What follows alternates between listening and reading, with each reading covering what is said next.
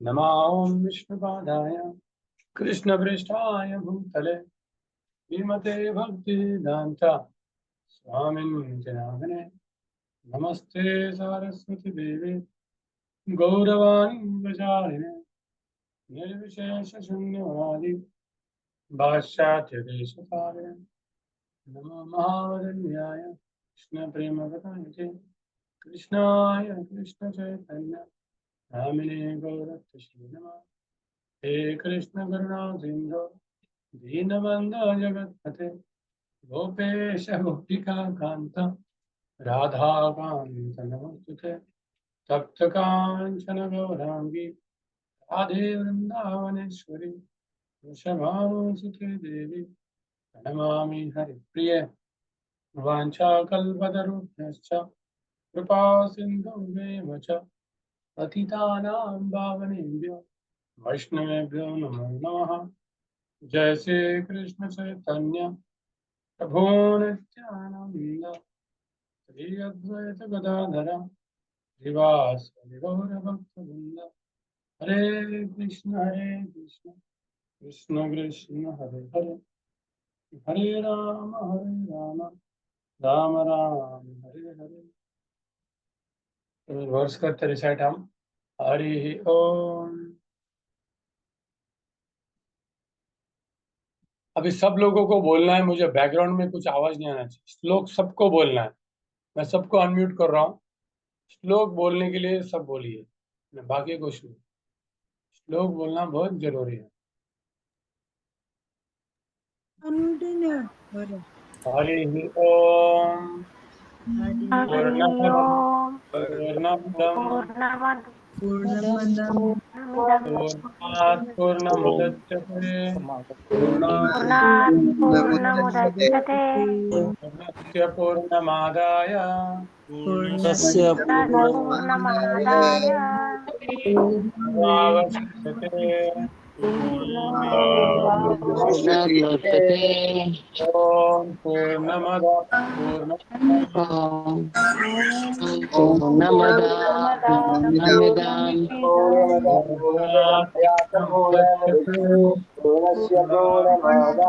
ये मत सुनिए मेरे, पूर्णमेवावशिष्यते। आगे जाना नहीं आप। पूर्णस्य पूर्णमादाय पूर्णस्य पूर्णमादाय पूर्णमेवावशिष्यते। पूर्णमेवावशिष्यते। ईशावास्यमिदं सर्वं ईशावास्यमिदं सर्वं यत्किञ्च जगत्यां जगत् जगत्यां जगत् तेन तेन भुञ्जीथा पुञ्जीथा कस्य स्विद्धनम्। नागधा कस्य स्विद्धनम्। ॐ ईशावास्यमिदं सर्वं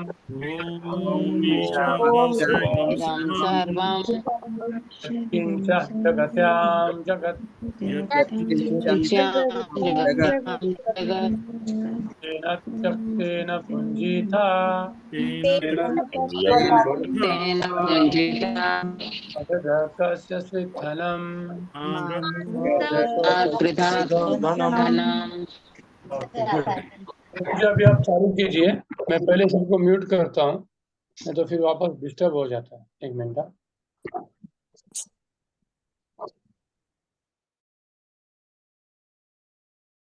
अभी किसका प्रेजेंटेशन है आज? राजीव अग्रवाल को।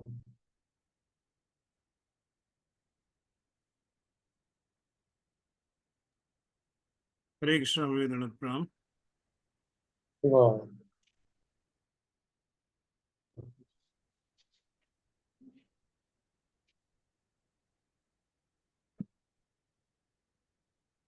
बस प्रभु जी, इसी स्लाइड को हम रखेंगे, ज्यादा स्लाइड्स के ऊपर काम नहीं करेंगे।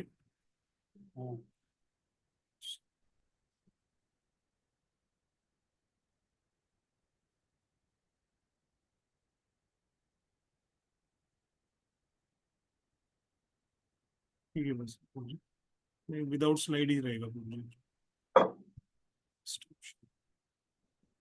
विदाउट स्लाइड ही ठीक है प्रभु जी। हरे कृष्ण वंदन प्रणाम। मंत्र संख्या 15 शीर्षोपनिषद।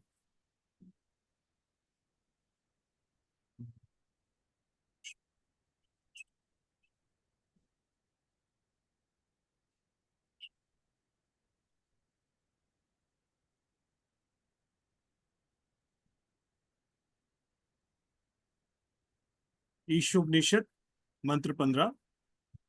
हिरण्यमेन पात्रेण सत्यस्यापितं मुखं तत्त्वं पूषान् पावृष्णु सत्यधर्माय दृष्टये। अनुवाद। हे भगवान, हे समस्त जीवों के पालक, अपना असली मुखमंडल तो आपके चमचमाते तेज से ढका हुआ है। कृपया करके इस आवरण को हटा लीजिए और अपने शुद्ध भक्तों को अपना दर्शन दीजिए।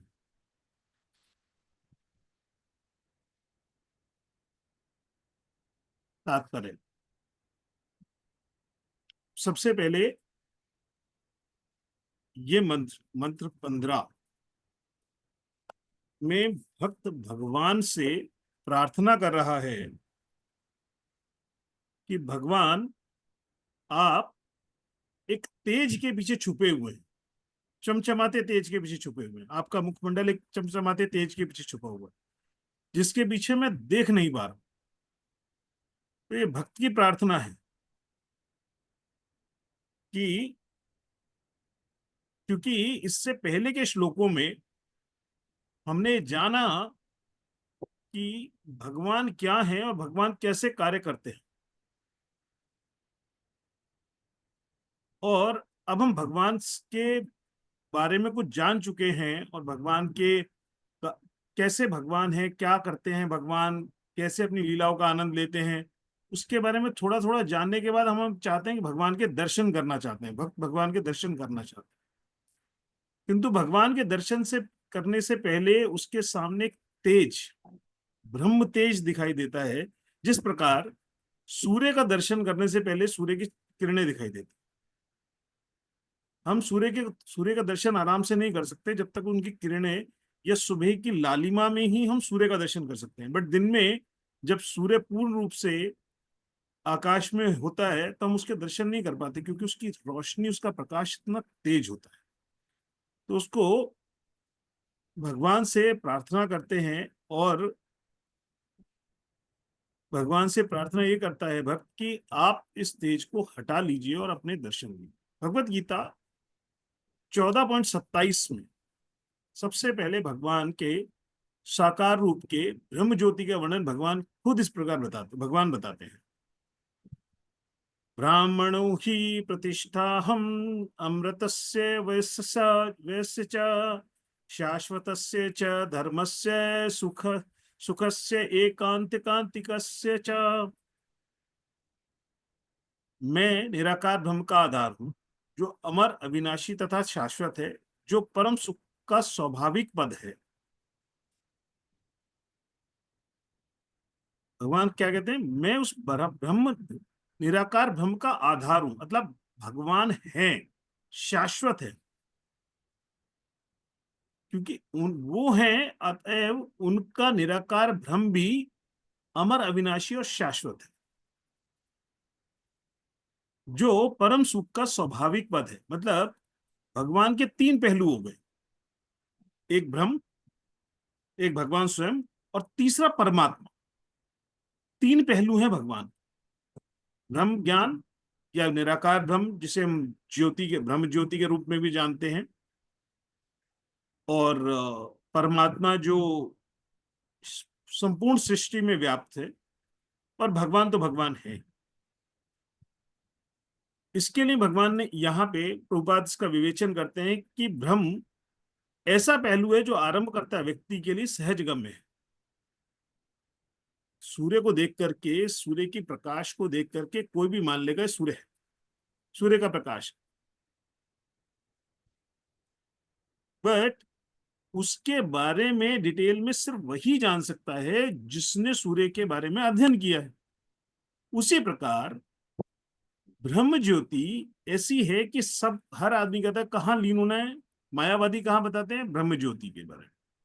मायावादी भगवान के बारे में जानते ही नहीं, भगवान के कार्यकलापों के बारे में जानते ही नहीं, भगवान की आध्यात्मिक शक्ति के बारे में जानते ही नहीं। वो भगवान की सिर्फ भौतिक शक्तियों के बारे में बताते हैं। वो मायावादी सिद्धांत है। उसके बाद परमात्मा स्वरूप है, जिन्होंने भगवान को अनुभव तो किया है और आरंभकर्ता व्यक्ति से थोड़ा सा आगे भी चले गए हैं, बट फिर भी परमात्मा के स्वरूप, गुण और लीलाओं के बारे में पूरी तरह से उनको जानकारी नहीं, वो पूरी तरह से उनका आनंद नहीं लेते।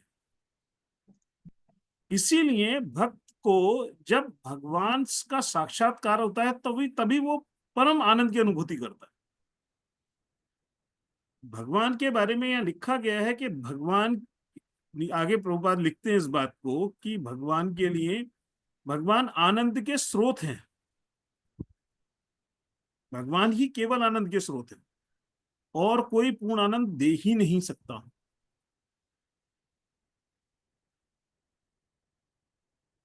इसकी पुष्टि भगवान के तो भगवान अपने बारे में इस तरीके से 7 भगवत गीता 7.7 में बताते हैं कि परम सत्य की अवधारणा किस प्रकार है, क्यों भगवान को नहीं जाना जा सकता। मत परंतरा नान्यात कंचित अस्ति धनंजया वै सर्वम इदम प्रोत्तम सूत्रे मणिगण इव। हे धनंजय, मुझसे श्रेष्ठ कोई सत्य नहीं है। बहुत क्लियर कट भगवान ने कह दिया कि आई एम द लास्ट, अंत भी मुझसे ही और शुरुआत भी मुझसे ही है। आई एम द लास्ट, मुझसे श्रेष्ठ कोई सत्य नहीं है। जिस प्रकार मोती धागे में गूंथे होते हैं, उसी प्रकार सब कुछ मुझ पे आश्रित है। तो भगवान वो धागा है जो सब मोतियों को बांध के रखे। माला देख के बड़ा सुंदर सबको लगता है कि माला बहुत सुंदर पहन रखी, बट उस धागे के कोई नहीं जान पाता कि जिस धागे की वजह से माला है। तो भगवान वो धागा है और भगवान जब तक नहीं चाहते वो अपने को प्रकट नहीं करते। ये भगवान ने कहा भगवत गीता। तो भगवान वो छुपे रहते हैं उस धागे के पीछे, उस धागे के रूप में, उस माला के भीतर। तो इसी प्रकार ब्रह्म तेज जो है वो भगवान अपने आप को उस ब्रह्म तेज के पीछे छुपा के रखते हैं, जिससे हर कोई व्यक्ति उनको ना जान पाए। बट भगवान खुद कहते हैं कि जिसको जब मैं चाहता हूं तो मैं अपने आप को प्रकट भी कर देता।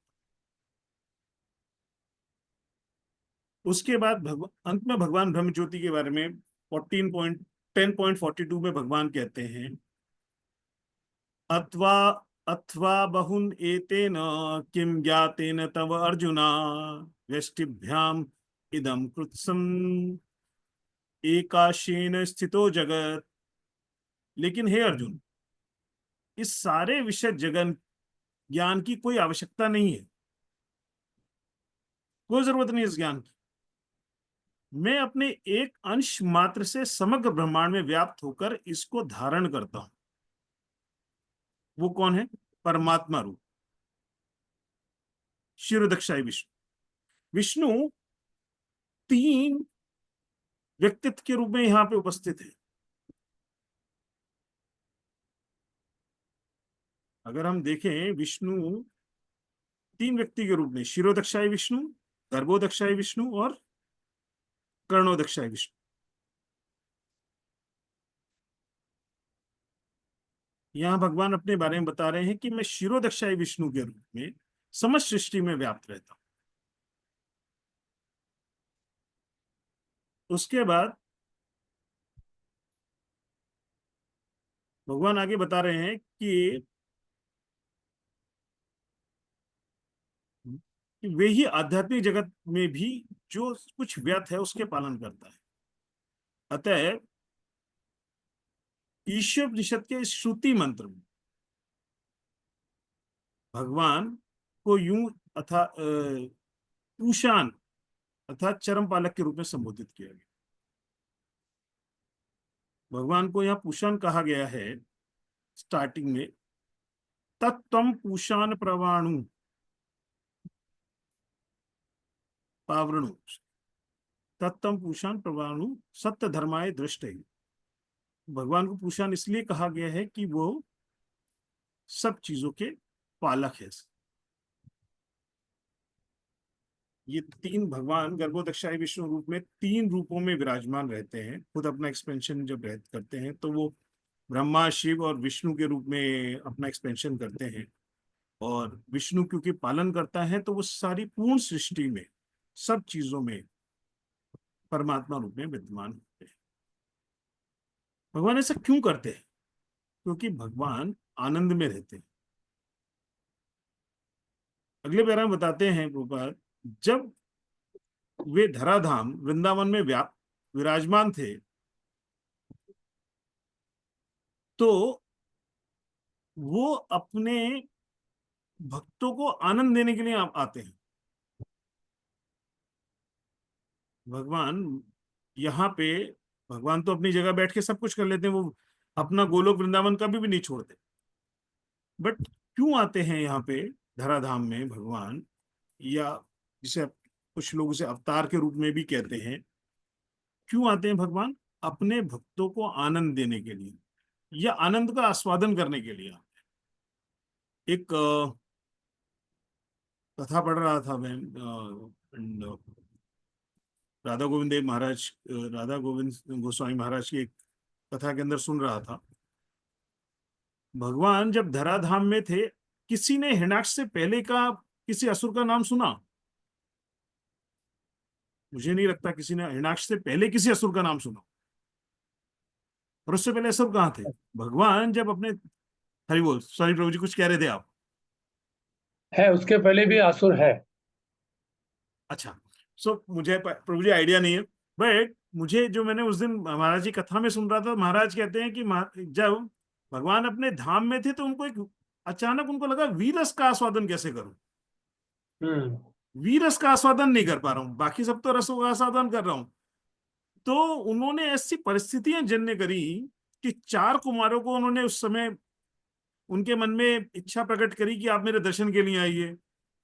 जय विजय को के मन में इच्छा को बताया कि भाई मैं आराम करूं, मुझे कोई डिस्टरबेंस नहीं चाहिए।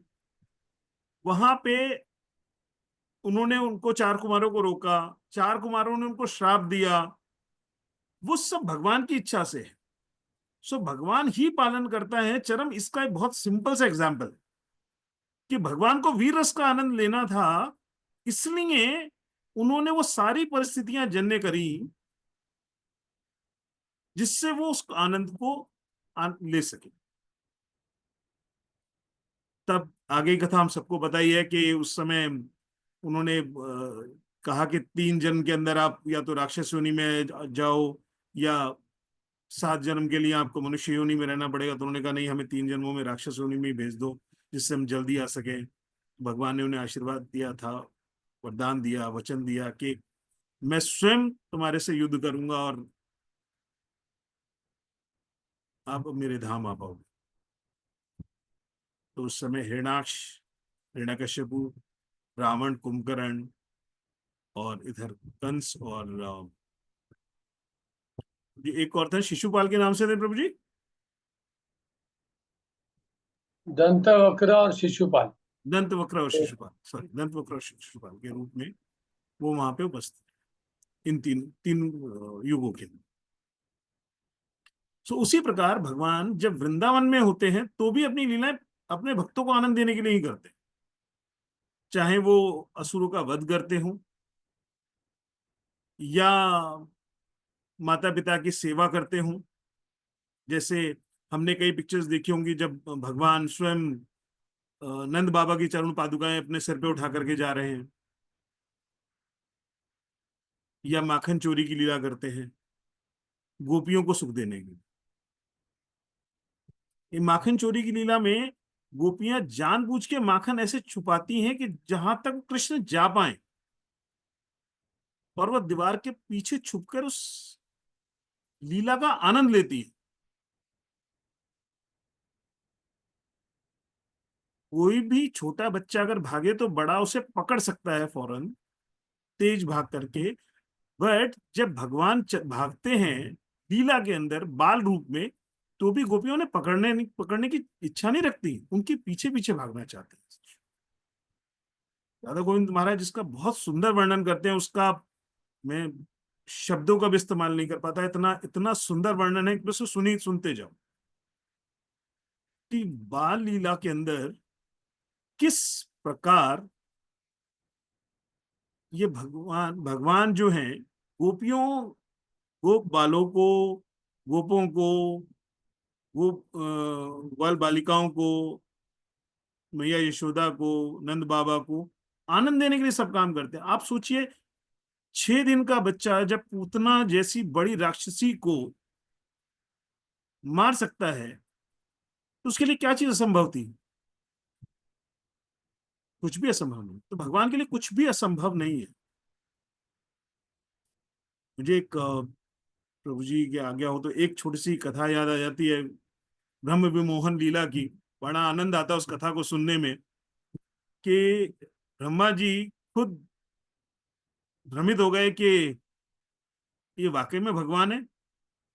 गांव जंगल में जाता है, बछड़ों को लेके जाता है, ग्वाल बालों के साथ वहीं खेल रहा है, ग्वाल बालों कंधे पे चढ़ा करके दौड़ लगा रहे हैं, हार जाते हैं इन बालकों से। ये भगवान कैसे हो सकते हैं? विमोहन लीला है। तो सारे बछड़ों को और ग्वाल बालों को चुरा के ले जाते हैं और भगवान अपने अपने आप को एक्सपैंड कर लेते हैं ग्वाल बालों और बछड़ों और बच्चियों के रूप में। और जब वो वापिस आते हैं गोकुल के अंदर, तो गायें जो पहले बछड़ों को अपना स्तनपान कराती थी, दूध पिलाती थी और उन्हें चाटती थी, आज उनका रूप ही डिफरेंट है। वो उन्हें चाटे जा रही है, दूध अनवरत बह रहा है, छोड़ नहीं रही है। माए जब ग्वाल बाल अपने घर पहुंचे हैं तो उन्हें जितना वो प्यार करती थी उससे अधिक स्नेह कर रही है। ये 1 साल तक चलती रही लीला।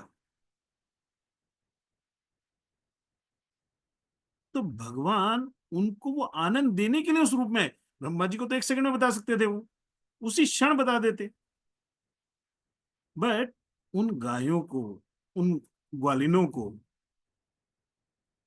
उनको आनंद देने के लिए भगवान ने ये कहा। इसके लिए सुखदेव गोस्वामी श्रीमद् भागवतम के 10वें स्कंद के 12वें अध्याय के 11वें श्लोक में कहते हैं, इति तम सताम ब्रह्म सुखान अनुभूत्या दास्यं गतानां परदेव एतान मायाश्रितां नारद करेण नरदारकेण साखम विजायु पुण्य कुंजा। ज्ञानियों द्वारा निराकार आनंद में ब्रह्म के रूप में अनुभव किए जाने वाले पूर्ण पुरुषोत्तम भगवान, जिनकी पूजा भक्तों द्वारा परमेश्वर रूप में दास्य भाव में की जाती है और संसारी लोग उन्हें सामान्य मनुष्य मानते हैं, वे उन ग्वाल बालों के साथ खेले जिन्होंने अनेक पुण्य कर्मों के संचय के फलस्वरूप यह पद प्राप्त किया था।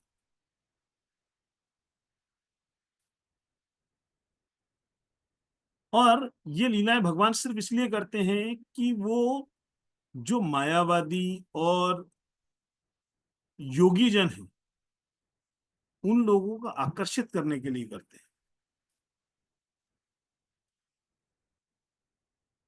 जिससे कि वो उनकी तरफ आकर्षित हों जो परम सत्य की खोज में लगे हुए हैं। इसलिए भगवान ऐसी लीलाएं। पढ़ते पढ़ते मुझे अचानक याद आया कि भगवान, अब यहाँ पे एक प्रश्न ही हो सकता है कि भगवान तो देखो, जो जिन लोगों ने पुण्य कर्म संचित करे उनके साथ रहते हैं और जिन्होंने नहीं करे उनके लिए नहीं है। ऐसा नहीं है। भगवान भगवत गीता 9.29 में कहते हैं, समोहम सर्वभूतेषु ना मैं द्वेषो अस्ति ना प्रिय ये भजन्ति तू माम भक्त्या मयि तेषु चपाप्यहम। ना तो मैं किसी से द्वेष करता हूं, ना किसी के साथ पक्षपात करता हूं, मैं सभी के लिए संभाव हूं। किंतु जो भी भक्तिपूर्ण मेरी सेवा करता है वह मेरा मित्र है और मुझ में स्थित रहता है और मैं भी उसका मित्र हूं। ये शुष्क मनोधर्मी, जिसे आप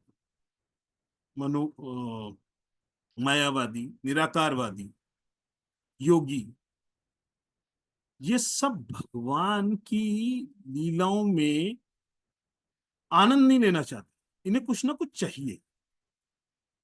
जिसको कुछ चाहिए वो भगवान को नहीं जान सकता। भगवान यहाँ पे बहुत क्लियर कर, जो भक्ति भाव से मेरी सेवा करता है, जो भगवान को, भगवान के लिए काम करता है, भगवान से अपना संबंध बनाता है। और अपना संबंध किस प्रकार बनाता है? उसके लिए 5 रसों के रूप में भगवान के साथ अपना संबंध यूजली बनाया जाता है। वो है शांत रस, दास्य रस, साक्ष्य रस, वात्सल्य रस और माधुर्य रस।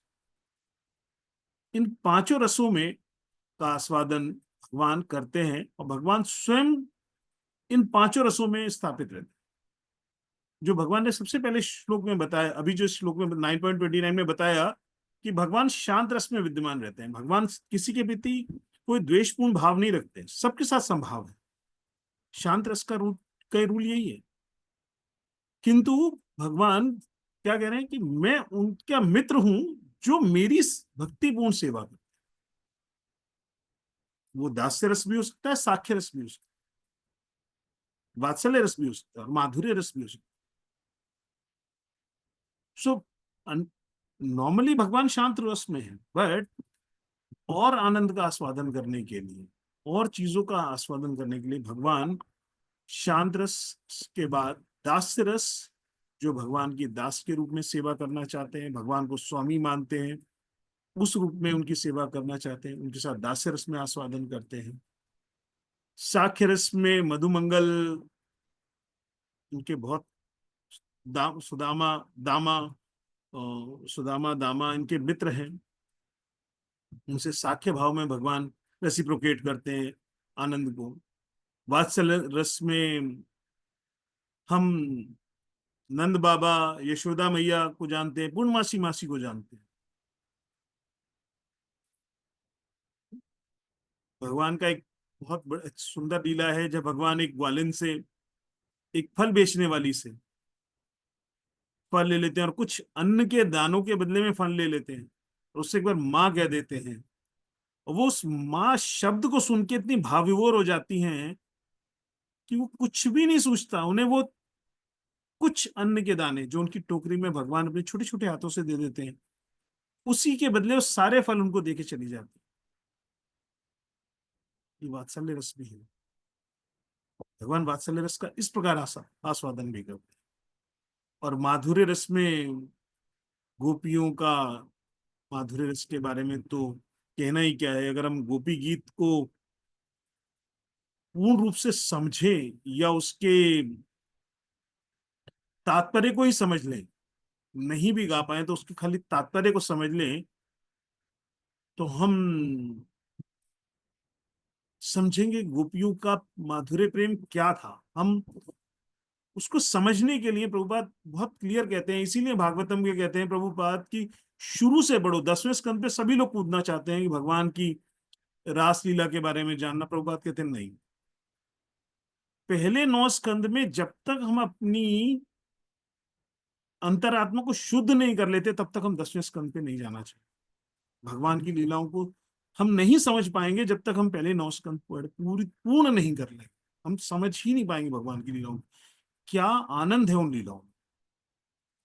उस प्रेम को समझ पाना, उस माधुर्य लीला को समझ पाना, ये मेरे लिए तो असंभव सी चीज है। क्योंकि उसमें जो उनका प्रेम है वो भौतिक दृष्टि का है ही नहीं, वो आध्यात्मिक दृष्टि।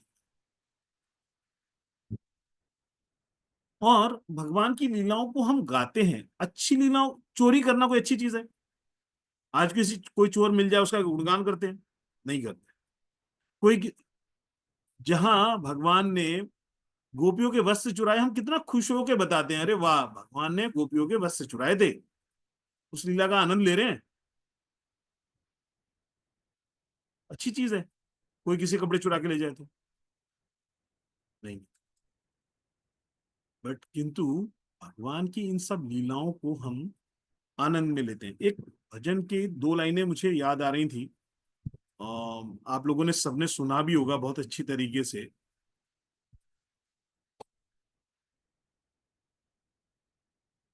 भगवान की लीलाओं का ही वर्णन है उसमें। एक सेकंड में बता रहा हूं, मैं करते करते नोट कर रहा था। हाँ, भगवान की लीलाओं के बारे में किस तरीके से वर्णन में गाते हैं, संत गाते हैं और आनंद लेते हैं। क्या लिखते हैं? व्रजजन पालन सुर कुल नाशन, नंद गोधन रखवाला, गोविंद माधव नवनित तस्कर, सुंदर नंद गोपाला। सुंदर नंद गोपाला कौन है? नवनीत तस्कर, मक्खन का चोर है। पहले सबसे पहले बताया कि सुंदर है नंद गोपाल, नंद का गोपाल जो है बहुत सुंदर है, और क्या करता है? नवनीत तस्कर है, मक्खन चोरी करता है, मक्खन की तस्करी करता है। और दूसरी जगह क्या कह रहे हैं? ब्रजजन पालन, ब्रज के जनों का पालन पोषण करता है, और असुर कुल नाशन, असुरों कुलों का नाश कर दिया उसने, इसलिए ब्रज के जन का पालन कर। नंद गोधन रखवाल, और उसके आगे एक जगह लिखते हैं, गोपी परन धन मदन मनोहर, कालिया दमन विधाना। गोपियों का प्राण धन है वो। ये है माधुर्य लीला। रासलीला इकलौती माधुर्य लीला नहीं है कि अगर वो दिखता नहीं है, दिखते नहीं है ना कृष्ण किसी समय, गोपियां बौरा जाती। ये है लीला, ये सेवा भाव है उनका, कि बिना उनके गोपियों भगवान बिना भगवान को देखे उनको बेचैनी सी रहती है। वो रोती हैं अपने बैठ करके कि कैसे कृष्ण से हम विरहा हुए हैं, कैसे कृष्ण को देखें, कैसे जाएं, उल्हाना ले लेके जा रही हैं, ऐसा करा कृष्ण ने, ऐसा करा। क्यों जा रही है ना यशोदा मैया का सुनाने लेके? देख लें, उसके दर्शन करो। वो निराकार ब्रह्मवादी ब्रह्म ज्योति में लीन रहते, वहां निराकार ब्रह्मवादी सिर्फ ब्रह्म ज्योति तक फोकस करके रह जाते हैं। इसीलिए भक्त क्या कह रहा है? उस निराकार ब्रह्म ज्योति को हटाइए, मुझे आपके मुखमंडल के दर्शन करने हैं। ये उनका तो इसमें हिरणमय पात्रेण, ये है ब्रह्म ज्योति, जिसको हटाने के लिए भक्त तो भगवान से प्रार्थना। उसके बाद अगले पैराग्राफ में प्रभुपाद लिखते हैं, वो तीनों विष्णु के बारे में बताते हैं कि विष्णु तत्व तीन रूप में 300 अंश में विस्तारों में उपस्थित हैं। ईश्वरोदक्षाय विष्णु, गर्भोदक्षाय विष्णु, कर्णोदक्षाय विष्णु के रूप। और ब्रह्म ज्योति कृष्ण का तेज है, इसकी पुष्टि भगवद गीता 14.27 में तो की ही गई है, बट साथ साथ ब्रह्म संहिता में बड़ा सुंदर इसका बहुत सुंदर इसकी डिटेलिंग गई। 5.40 के अंदर भगवान लिखा हुआ है, ब्रह्मा जी लिखते हैं, यस्य प्रभा प्रभावतो जगदंड कोटिश्व शेष वसुधादि विभूति भिन्नम, तद ब्रह्म निष्कलम अनंतम शेषभूतम, गोविंदमादि पुरुषम तम हम भजामि। अर्थ, लाखों करोड़ों ब्रह्मांडों में असंख्य ग्रह, और इनमें से प्रत्येक ग्रह अपनी विराट संरचना के कारण एक दूसरे से भिन्न है। ये सारे ग्रह ब्रह्म ज्योति के एक कोने में स्थित हैं, और यह ब्रह्म ज्योति उन पूर्ण पुरुषोत्तम भगवान गोविंद की केवल शारीरिक किरणें मात्र हैं, जिनकी मैं पूजा करता हूं। यहाँ पे भगवान ब्रह्मा जी इसी बात को कहते हैं ब्रह्म संहिता। अध्याय 4 श्लोक संख्या 40, अध्याय 5 श्लोक संख्या 40। उसमें क्या लिख रहे हैं कि ये ब्रह्म ज्योति भगवान अपने आप को छिपाने के लिए इस्तेमाल करते हैं। ब्रह्म ज्योति कुछ नहीं है, भगवान के शरीर से निकलने वाली एक आभा ही है। क्योंकि ब्रह्म भगवान के लोक में, गोलोक में किसी अन्य सूर्य, चंद्रमा, विद्युत प्रकाश की आवश्यकता नहीं। भगवान के शरीर से निकलने वाली इस ब्रह्म ज्योति से ही सारा प्रकाश होता है। तो इसीलिए भक्त भगवान से प्रार्थना क्या कर रहे हैं कि भगवान इस ब्रह्म ज्योति को हटाइए और अपने दर्शन कीजिए। उपनिषद के कुछ मंत्रों में इसका विस्तार पूर्ण और वर्णन करा गया है कि किस प्रकार ये ब्रह्म ज्योति है। यदि आप आगे तो पढ़ूंगा, प्रभु जी पढ़ूं आगे, कंटिन्यू कर लूं?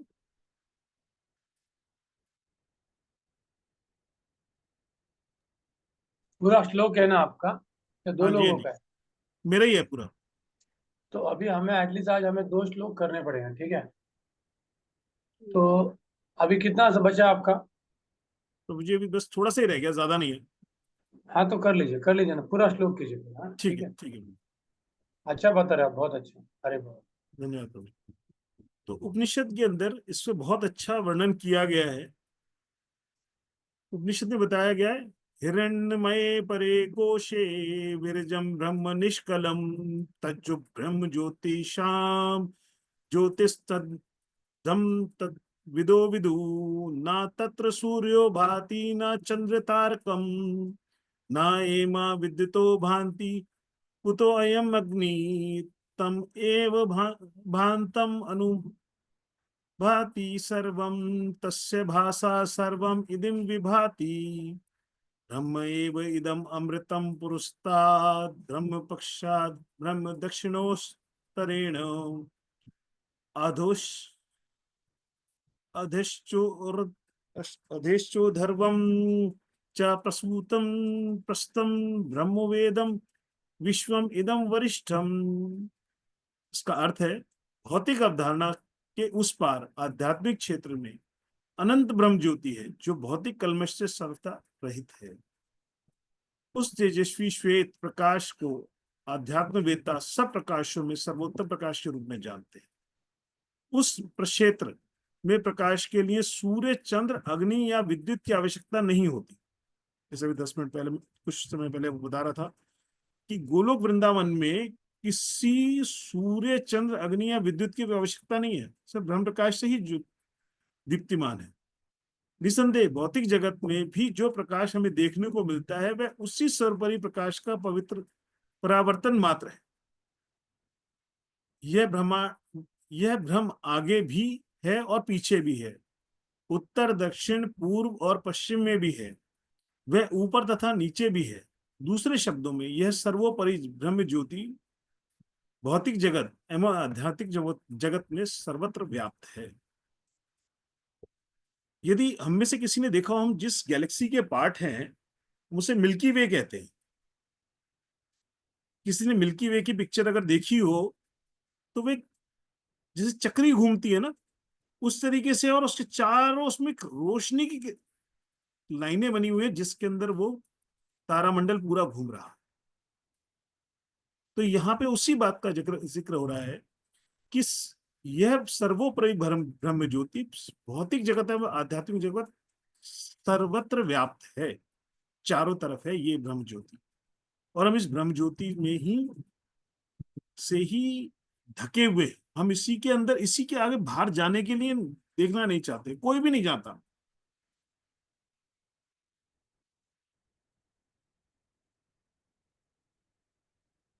इसीलिए कहा प्रभुपाद ने यहाँ पे नेक्स्ट पैराग्राफ में कि पूर्ण ज्ञान का अर्थ है कृष्ण को ब्रह्म ज्योति के मूल के रूप में जानना। जिस प्रकार सूर्य की रोशनी के पीछे सूर्य स्वयं है, घर में रोशनी के पीछे बल्ब स्वयं है। अगर बल्ब बंद कर दीजिए तो क्या रोशनी दिखाई देगी? अंधेरा हो जाएगा सब। उसी प्रकार इस ब्रह्म ज्योति के पीछे कृष्ण स्वयं हैं। यही भगवत गीता का ज्ञान है, यही भागवतम का ज्ञान है। और यह ज्ञान प्राप्त करने के लिए भागवतम भगवत गीता को ही समझना होगा कि भगवान क्या है। हम अपनी सूक्ष्म मनोधर्मिता से नहीं समझ सकते भगवान क्या है। हमने ईशोपनिषद के पुराण पहले के श्लोकों में पढ़ा कि भगवान क्या है। सबसे तेज दौड़ते हैं फिर भी नहीं चलते, अपनी जगह स्थित रहते हैं और सबसे तेज भी दौड़ लेते हैं। गजेंद्र मोक्ष की कहानी, जब गजेंद्र ने भगवान का नाम भी नहीं लिया कहीं, पूरे गजेंद्र मोक्ष लीला के अंदर गजेंद्र की प्रार्थनाओं में भगवान का कहीं नाम नहीं है, और फिर भी भगवान क्षण भर के अंदर गरुड़ से पहले पहुंच गए। गरुड़ पे इंतजार भी नहीं कर रहा, गरुड़ पे बैठूं मैं, आराम से जाऊं, वाहन आ रहा है मेरा, उससे गरुड़ पे पहले कूद के पहुंच गए भगवान गजेंद्र। कितना भगवान प्रेम करते हैं, यही आनंद है। भगवान भी आनंद लेते हैं और भक्त भी आनंद लेते हैं। हम में से कौन है जो दुख चाहता है जिस प्रकार कुंती महारानी ने लिखा? हम लोग सब सुख की कामना करें, बट आनंद के स्रोत को नहीं देख रहे। आनंद का इकलौता स्रोत भगवान है। कुंती महारानी कहती है मुझे दुख दो, क्योंकि जब आप मुझे दुख दोगे और मैं आपको याद करूंगी तो आप बाबा होगे। बट हम अपने आनंद में लगे हुए, हमें सुख की कामना, हमें दुख की कामना नहीं। हम भगवान की प्रसन्नता के लिए काम नहीं कर रहे, जरूरत ही नहीं है दुख की मांगने की। यदि हम भगवान की प्रसन्नता के लिए काम करना शुरू कर दें तो हमें कोई दुख होगा ही नहीं।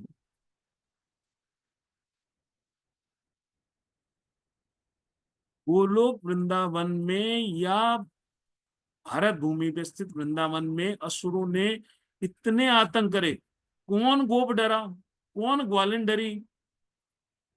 कोई नहीं डरा। इंद्र के कोप से नहीं डरे।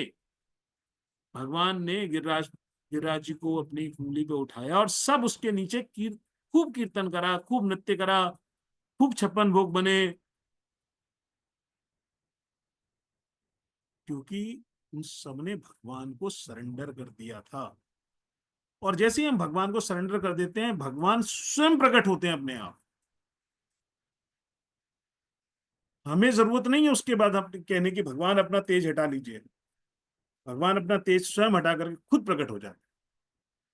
बोले भाई मैं मिलने के लिए, आप छोड़िए, आपको सोचने की जरूरत नहीं है। ये इसका निष्कर्ष है। इसीलिए चैतन्य चैतामृत में कृष्णदेव लिखा हुआ है, भुक्ति मुक्ति सिद्धि कामी सकली अशांत, कृष्ण भक्त निष्काम अतएव शांत। क्योंकि जो भी कुछ हम कर रहे हैं वो भगवान की प्रसन्नता के लिए कर रहे हैं, भगवान की के लिए कर रहे हैं, जिससे भगवान को आनंद प्राप्त।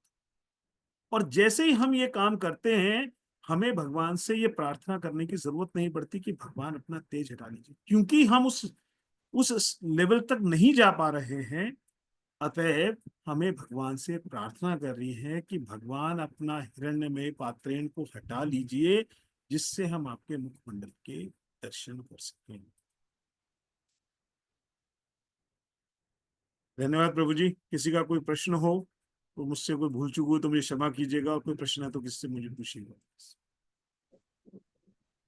प्रश्न पूछ सकते हैं। बहुत अच्छा, हरे बोल। थैंक यू प्रभु जी। बहुत टफ श्लोक है। कोई प्रश्न है किसी का?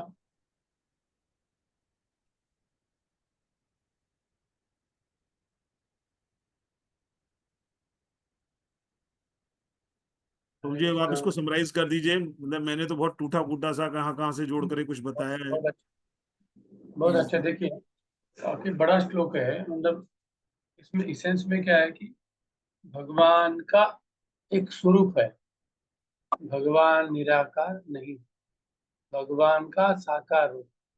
और इसलिए तो बोल रहे कि आपके चेहरे के सामने जो प्रकाश है उसको निकालिए, ताकि हम आपके कल्याणकारी स्वरूप का दर्शन कर सके। इसका दर्शन कर सके। भगवान का शरीर कैसे है? क्या लिखा है इसमें? हिरण्मयेन पात्रेण सत्यस्याप्यतम तम तत्पतम पूषण। भगवान सबको पोषण देते हैं। इसलिए अभी जो व्यक्ति पोषण दे रहा है, जो सत्य है, हाँ, तो वो भगवान का रूप ही हो सकता है। और उसी को प्रार्थना डिवोटी कर रहे हैं ना। जिसका रूप नहीं उसको क्या, किसको प्रार्थना है? तो जब भी प्रभुपाद जी को ऐसा कुछ मिलता है, निर्विशेषवाद वैसे साकारवाद सविशेषवाद, प्रभुपाद जी तुरंत उसको छोड़ते नहीं। अब ये जो यहाँ से 15 से लेके 18 जो श्लोक है, 14 तक क्या बताया कि हमें भौतिक एनर्जी को भी भगवान का ही मानना है, भौतिक आध्यात्मिक सबको एक साथ देख के चलना है। अभी मंत्र 15 में क्या दिया है कि भगवान जो होते हैं ये ब्रह्म ज्योति से परे होते हैं। और क्योंकि 14 में बताया कि भाई हमें जानना चाहिए। अब ये भगवान का ये जो रूप जान कैसे सकते हैं? इतना आसान थोड़ी होता है। पंथास्तु कोटि शतवत्सर संप्रगम्यो वायो रथापि मनसो मुनिपुंगवाना सोप्यस्त यत्र पदचिन्ह विचिन्त्य तत्वे गोविंदमादि पुरुषम तमाम। बड़े बड़े योगी लोग मन की स्पीड से भाग रहे, फिर भी उनको भगवान नहीं मिल पा रहे। तो इसलिए अभी 15 से 18 एक भगवान का भक्त प्रार्थना करता है कि भगवान आप मुझे प्रकट हो जाओ। क्योंकि भले हम कितना चैंटिंग करें, जप करें, अध्ययन करें, जब तक भगवान की कृपा नहीं होती, भगवान हमारे सामने हमें रिवील करेंगे। इससे प्रार्थना, जैसे हम चैंटिंग कर रहे हरे कृष्ण कृष्ण कृष्ण हरे हरे, हरे राम राम राम हरे हरे, ये भगवान के लिए प्रार्थना है। लेकिन कभी कभी हम चैंटिंग रिचुअल जैसा करते हैं, बट एक्चुअली जब तक प्रार्थना नहीं करेंगे, हम करुण हृदय से, भगवान प्रकट नहीं होंगे। तो ये डिवोटी अभी भगवान को प्रार्थना कर रहे हैं कि आपका जो सबसे इम्पोर्टेंट रूप है वो मुझे दिखाइए। भगवान का जो ट्रांसेंडेंटल फॉर्म है उसको निर्विशेष या प्रकाश से आच्छादित किया।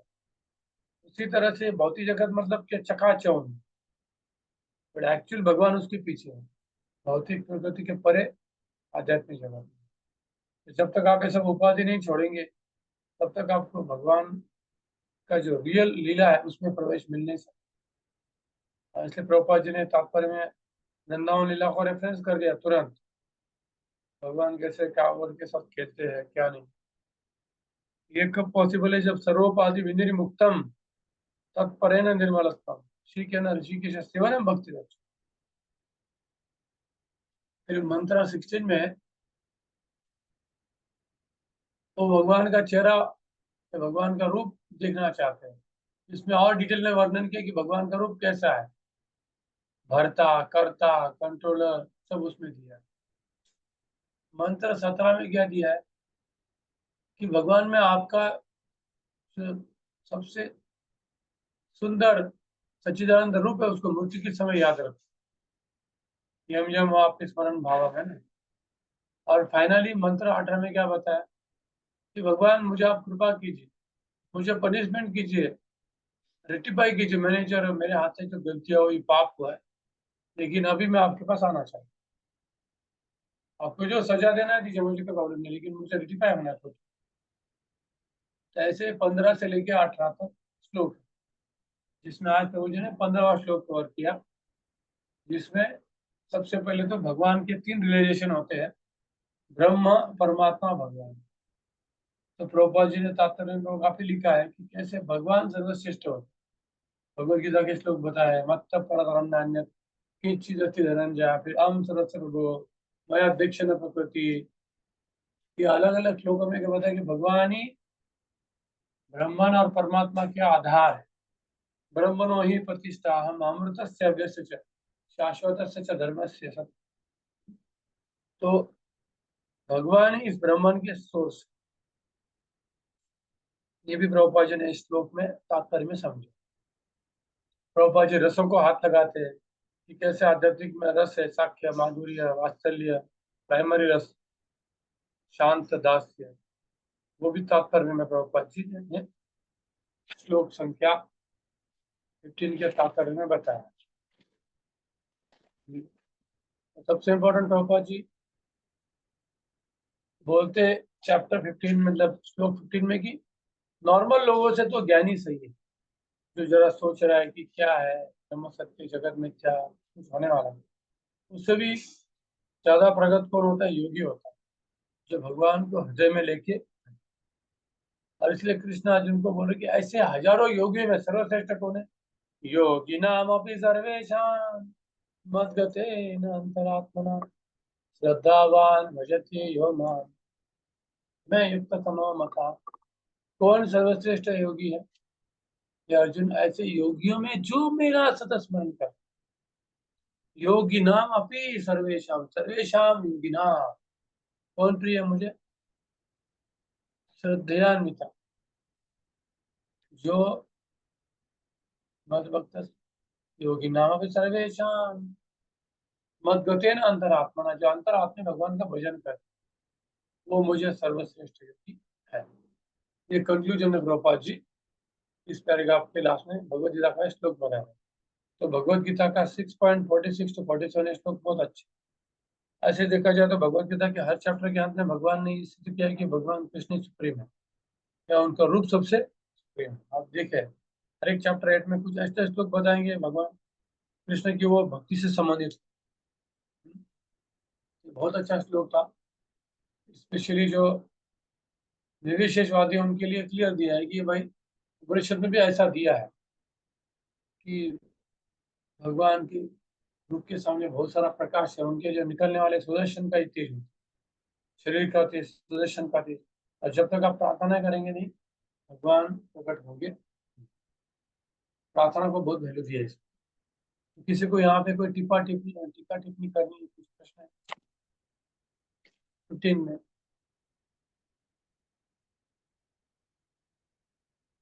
16 कौन रेडी है प्रभु जी? आप हो ना? 16 राकेश वो है ना? रुको मैं म्यूट करता हूँ। राकेश वो मैंने सबको अनम्यूट किया। ओके प्रभु जी। आपका है ना? हाँ प्रभु जी, मेरा ही है अभी 16 नंबर। तो जस्ट 5 मिनट का ब्रेक ले लो, कंप्यूटर के सामने से निकल जाओ, पानी एग्जैक्टली 12:15 27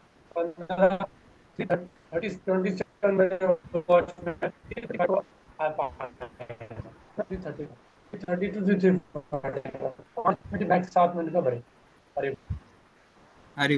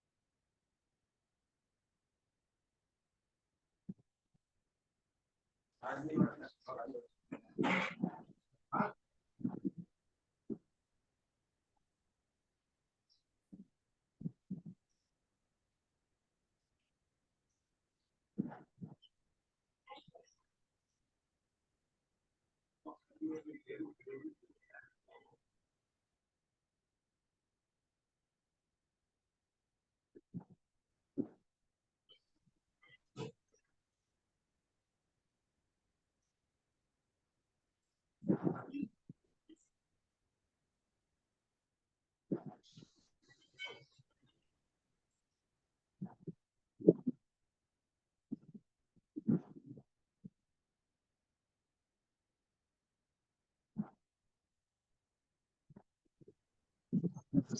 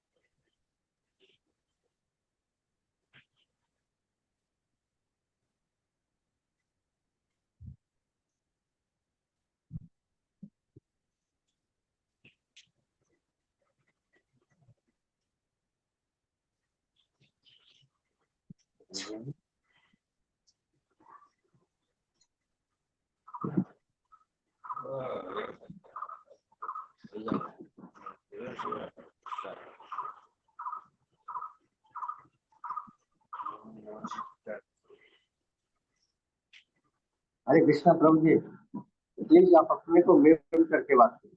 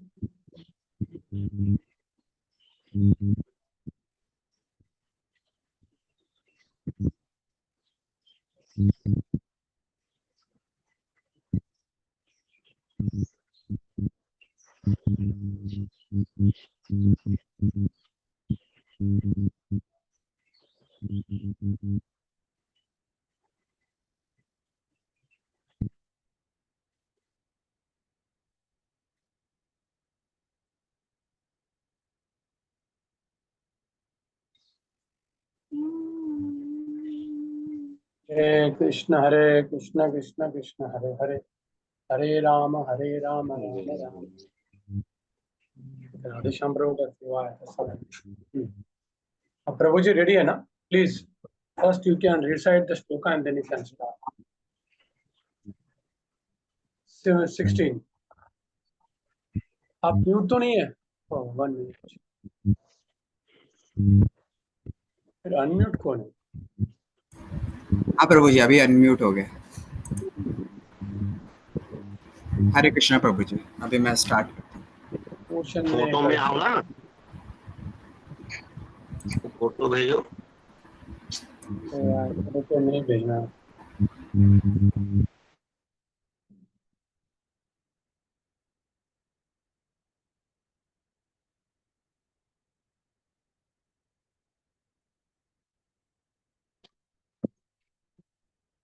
आपकी आवाज नहीं आ रही।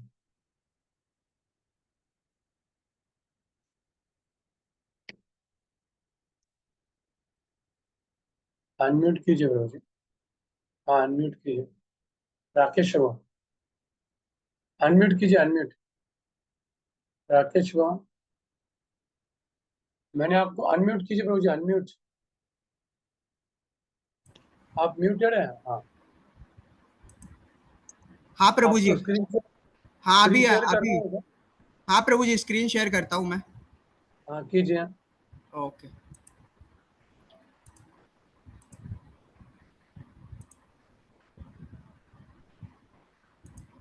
दिख रही है स्क्रीन प्रभु जी? हाँ यस, ईशोपनिषद मंत्र 16। हरे हरे कृष्ण प्रभु जी, हरे कृष्ण, दंडवत प्रणाम। बाकी लोगों को म्यूट करें तो आवाज बहुत आ रहा है बैकग्राउंड हाँ प्रभु जी, मैं भी म्यूट हो गया, फिर वो मैं कोशिश कर रहा था लेकिन अनम्यूट नहीं हो पा रहा। में। हाँ अच्छा। हरे कृष्णा। तो मंत्र श्लोक 16, तो पहले मंत्र श्लोक 16 चालू करने से पहले हमने अभी तक जो पढ़ा है वो प्रभु जी देखेंगे संक्षिप्त में, श्रुति में, सूत्र रूप में देखेंगे। तो हमने ये ईश उपनिषद जो ईश के बारे में बताता है अपने को, तो पहला जो मंत्र था वो पूर्णत्व के बारे में बताता है, भगवान कैसे पूर्ण है, तो पूर्णत्व के बारे में, जो पूर्णत्व, फिर हमारा पूर्णत्व तो है लेकिन उसको कैसे पता चलेगा, तो उनके नियम, वो जो आवास, ईशावास्यम में हमने पढ़ा कि ये कैसे उनके सारा उनका सभी है, हमको हमारे लिए जो बनाया गया है हमको उसी में ही रहना चाहिए। फिर नेक्स्ट हमने श्लोक क्रमांक 2 और 3 में पढ़ा कि इसको पालन करने और ना करने के क्या परिणाम है। पालन करने 100 सालों से, ना करेंगे तो हम ऐसे लोक में जाएंगे या अंधकार रहेगा। फिर हमने गुण विशेष पढ़े 4 और 5 में कि ये ठीक है, ये नियम हो गए, ये हो गया, लेकिन भगवान है क्या, उनके गुण विशेष क्या है। तो हमने देखा अंतरंगा शक्ति, बहिरंगा शक्ति, तटस्थ शक्ति भगवान की क्या है। अनेजत एकम मनसो, मतलब एक जगह फिर भी हमारे मन से भी ज़्यादा तेज जा सकते हैं, एक जगह हैं भी, नहीं भी है, चल सकते नहीं सकते, ये सब हमने पढ़ा उसमें। उसके बाद में 6, 7, 8 दोनों के मिला के ये है कि कौन जान सकता है कौन नहीं जान सकता है। इसमें हमने पढ़ा कि कनिष्ठ, मध्यम और उत्तम अधिकारी हैं, कैसे भगवान को पाया जा सकता है, कौन से स्तर पे रह के पाया जा सकता है। हमने भगवान के बारे में ये सब पढ़ा इसमें। उसके बाद में हमने देखा कि भगवान को प्राप्त करने के लिए कौन सा ज्ञानार्जन करना चाहिए 9, 10, 11 में। तो 9 में हमने ये समझा कि विद्या अविद्या से भी खतरनाक कैसे है, भौतिक विद्या के बारे में जो कि भगवान से कनेक्टेड नहीं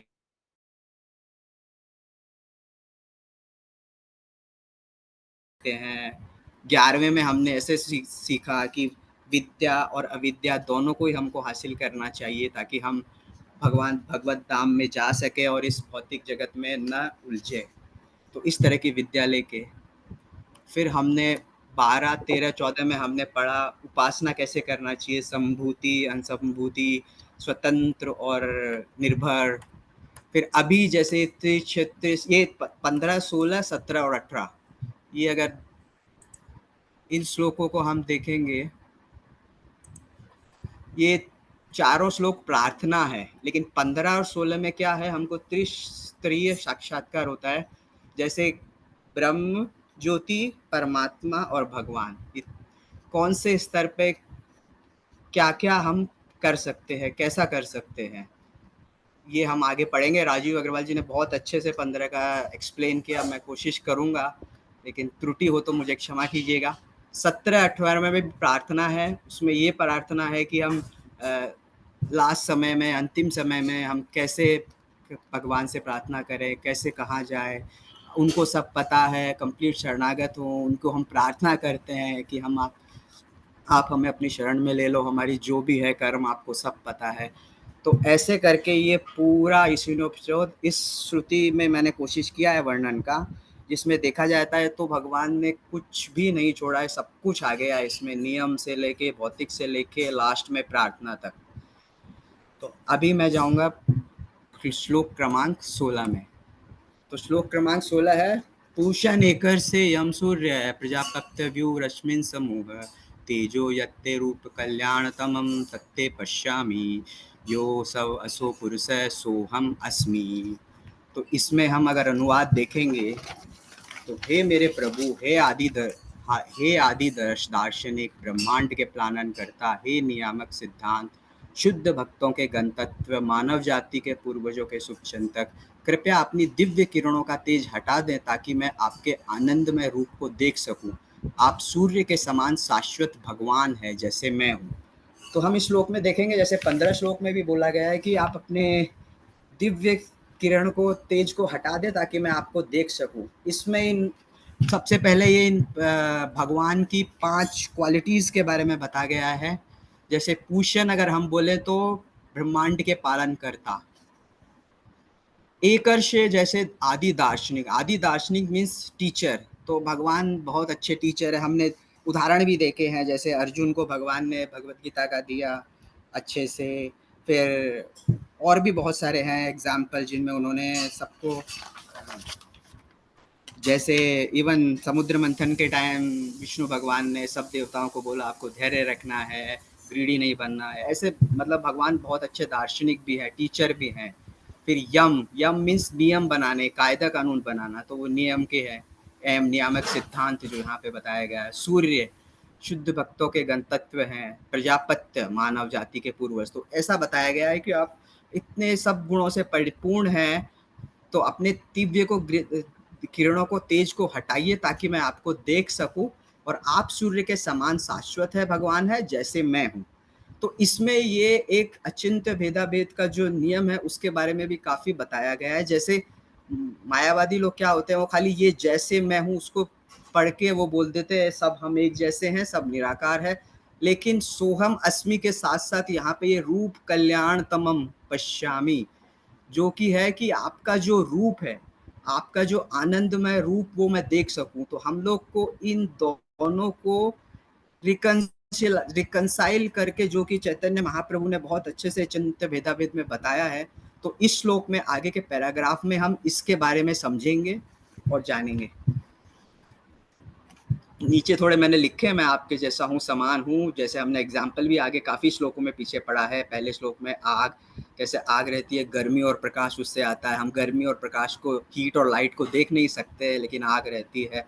परा शक्ति एकत्यम अनुपस्थिते, श्लोक क्रमांक 7 में पढ़ा है। तो ये सबका,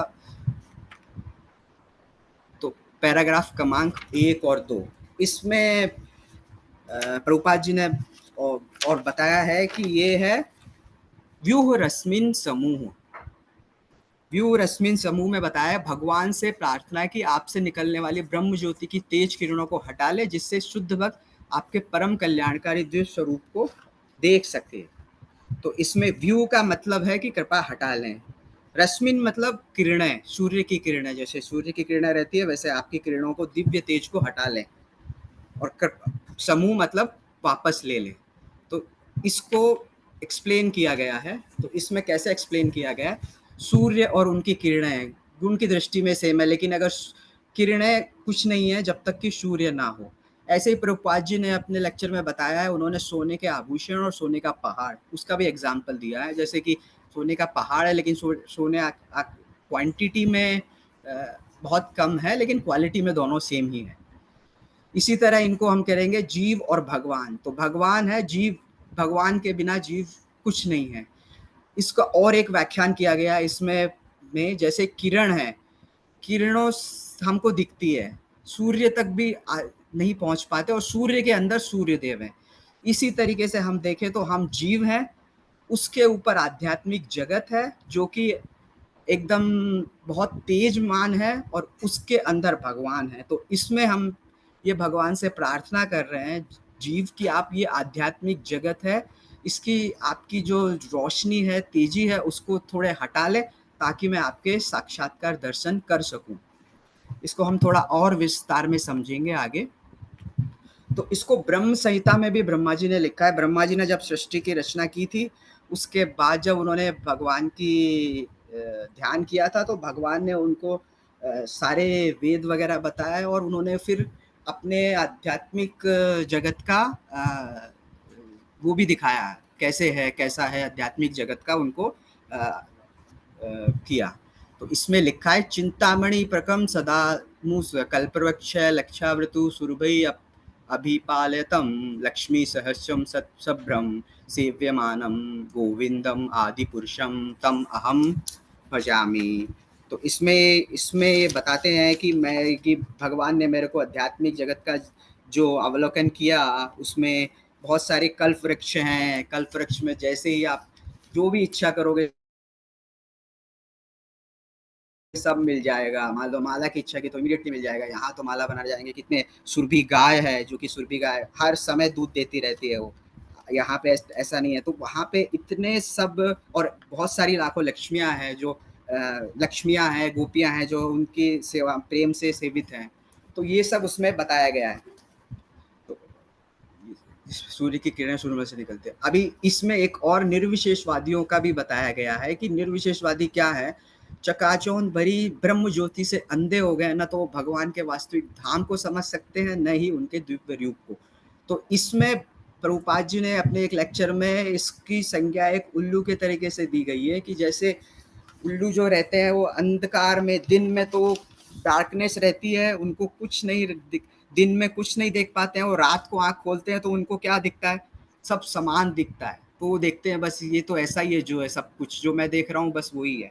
लेकिन डे लाइट में जहाँ पे सब कुछ दिखता है, पेड़ पौधे सब, वो देख ही नहीं पाता है। तो ऐसे ही निर्विशेषवादी लोग हैं जिनको कि वो ब्रह्म ज्योति के अंधकार में ही रहते हैं, तो उनको आगे जो भगवान है वो दिख ही नहीं पाते हैं, तो उसी में ही रहते हैं। इम्पर्सनलिस्ट जो हम बोलते हैं उनको, खाली उनको बुकिश नॉलेज रहती है। तो डार्कनेस जो अंधकार रहता है वो इग्नोरेंस का माना जाता है, और डे लाइट जो है वो की है हमारी नॉलेज, जिससे हमको सब दिखता है। तो इसमें यही बताया गया है कि हमें ये सब हम ब्रह्म ज्योति के आगे जाना है, हमको प्रार्थना कर रहे हैं हम भगवान से। तो अभी हम जाएंगे पैराग्राफ क्रमांक 3 और 4 में। तो पैराग्राफ 3 और 4 क्रमांक में बताया गया है, कल्याणतम शब्द जो इस श्लोक में आया गया है उसके बारे में चर्चा की गई है। तो कल्याणतम श्लोक को हम देखेंगे तो कल्याणतम श्लोक, कल्याण, कल्याणतर और कल्याणतम, ये कल्याणतम तीसरा स्टैंडर्ड है। जैसे कल्याण हिंदी में बोलेंगे तो कल्याणकारी, अधिक कल्याणकारी और सर्वाधिक कल्याणकारी, जैसे गुड, बेटर और बेस्ट। तो जैसे ब्रह्म ज्योति, लोग कल्याणकारी लेवल पे ही रह जाते हैं, परमात्मा और अच्छा है, लेकिन भगवान के दर्शन करने के बाद लोगों को और आनंद की अनुभूति होती है। तो इसमें ये बताया गया है कि हमको सर्वाधिक कल्याणकारी लेवल पे रहना है, इन दो लेवल पे नहीं रहना। ये दोनों भी अच्छे स्तर है, लेकिन हमको इस लेवल पे आना है। जैसे कि ब्रह्म ज्योति कल्याणकारी, परमात्मा अधिक कल्याणकारी और भगवान सर्वाधिक कल्याणकारी। इसमें एक पूषण शब्द पे भी काफी जोर दिया गया है, जिसमें बताया गया है कि क्योंकि भगवान तो सभी प्राणियों का पालन करते हैं, पूषण बताया गया है उनका, लेकिन जो कि उनकी शरण में आते, जो विशेष रूप से उनके भक्त है, उनका पालन वो विशेष रूप से करते हैं। तो वो कैसे करते हैं, वो एग्जाम्पल भी दिया है। जैसे सबके लिए इक्वल रेन आती है, मून आती है, सन आती है, लेकिन भगवान की जो सेवा करते हैं उनके लिए स्पेशल भगवान आते हैं। तो स्पेशल कैसे करते हैं, जैसे एग्जाम्पल दें तो अब राजा भी है, तो राजा किसी को चैरिटी करेगा, तो वो कुछ ऐसे वस्त्र देगा नॉर्मल वाले, लेकिन वही अपने बच्चे के लिए लाएगा तो वो बहुत अच्छे अच्छे वस्त्र लाएगा। इसी तरीके से अगर हम और दूसरा एग्जाम्पल लें, और भगवान कैसे विशेष ध्यान रखते हैं, हम पिछले पास्ट टाइम्स में अगर देखें तो अम्बरीश भगवान महाराज का एक एग्जाम्पल है कि भगवान विष्णु ने उनको बोला था कि आप राजा हैं, इतने बड़े हैं, आपको कोई अगर प्रॉब्लम हो तो मेरे को बुलाना, मैं हूँ आपके लिए। लेकिन वो बोले ठीक है, मैं तो आपका ध्यान करता हूँ, मैं तो आपकी सेवा में हूँ, मेरे को क्या होगा। फिर भगवान ने क्या किया, ये तो सुनेंगे नहीं, तो उन्होंने उनको सुदर्शन चक्र उनके पास छोड़ दिया था, कि सुदर्शन चक्र को बोला था इनके अगर कोई प्रॉब्लम हो तो आप हमेशा इनके पास रहना। तो क्या हुआ था, जब दुर्वासा ऋषि ने जो राक्षस भेजा था, अम्बरीश महाराज ने खाली ध्यान ही किया था, लेकिन सुदर्शन चक्र वहां था, उन्होंने तो कुछ मांगा भी नहीं था, सुदर्शन चक्र था, वो इमीडिएटली एक्शन में आ गया और उन्होंने उसका वध कर दिया। तो बोलने का तात्पर्य ये है कि भगवान सबके पालन करते हैं, सबकी अपनी अपनी चेतना शक्ति के हिसाब से। जैसे कोई कर्मी के लेवल पे है, कोई ज्ञानी के लेवल पे है, कोई योगी के लेवल पे है, कोई शुद्ध भक्त के लेवल पे है, तो जो भी जिस लेवल पे है उसके पालन पोषण करते हैं। लेकिन जो विशेष जो उनके भक्त लेवल है, उनके लिए वो स्पेशल से उसमें रहते हैं। और एक और एग्जाम्पल अगर दें, जैसे हम ये ज्ञानी योगी और इनका एग्जाम्पल लें, तो एक एग्जाम्पल जैसे जो भगवान के मतलब शुद्ध भक्त के लेवल पे रहते हैं, जैसे कोई मान लो एक एग्जाम्पल लें, कोई कुआं में गिर गया है, तो ऊपर एक जना रस्सी नीचे डालेगा, तो शुद्ध भक्त क्या रहेंगे, वो रस्सी को पकड़ेंगे और रिक्वेस्ट करेंगे कि भगवान मेरे को ऊपर ले लीजिए। लेकिन जो ज्ञानी के लेवल पे रहेंगे, वो क्या करेंगे, वो बोलेंगे ऊपर तो कुछ नहीं है, अंधकार ही है, मेरे को ही परिश्रम करके मेरे को ही ऊपर रस्सी को पकड़ के ऊपर जाना है। तो वो क्या परिश्रम करेंगे, जाएंगे दोनों ही ऊपर। लेकिन बताया गया है प्रभुपाद जी ने कि भक्ति क्यों सरल है, कि बस आपको पकड़ना है, वो रस्सी पकड़ के रहना है, भगवान अपने आप आपको उस कुएं से, अंधकार के कुएं से निकाल लेंगे। लेकिन अगर योगी के लेवल पर रहेंगे तो आप परिश्रम करेंगे, जाएंगे आप भी, लेकिन आपको बहुत परिश्रम करना पड़ेगा, तब जाके जाएंगे। तो ऐसे बताया गया है। अभी श्रील जीव गोस्वामी ने भगवान शब्द का अर्थ बताया। भा के दो अर्थ हैं। पहला अर्थ है भरण करने वाले, भरता बोलते हैं। दूसरा अर्थ है अभिभावक। अभिभावक मतलब जैसे हम पेरेंट्स बोलते हैं, ये बोलते हैं। गय का मतलब है पथ प्रदर्शक या सृष्टा। पथ प्रदर्शक मतलब गाइड, जो हमको रास्ता बताए। सृष्टा मतलब जो रचयिता है, जो सृष्टि करते हैं। और वान शब्द का मतलब है कि इसमें सभी प्राणी निवास करते हैं और वे सब में हैं। अभी ये समय दूसरा एक और भी है, जैसे भगवान, धनवान, बलवान। तो एक विष्णु पुराण में इसका एक और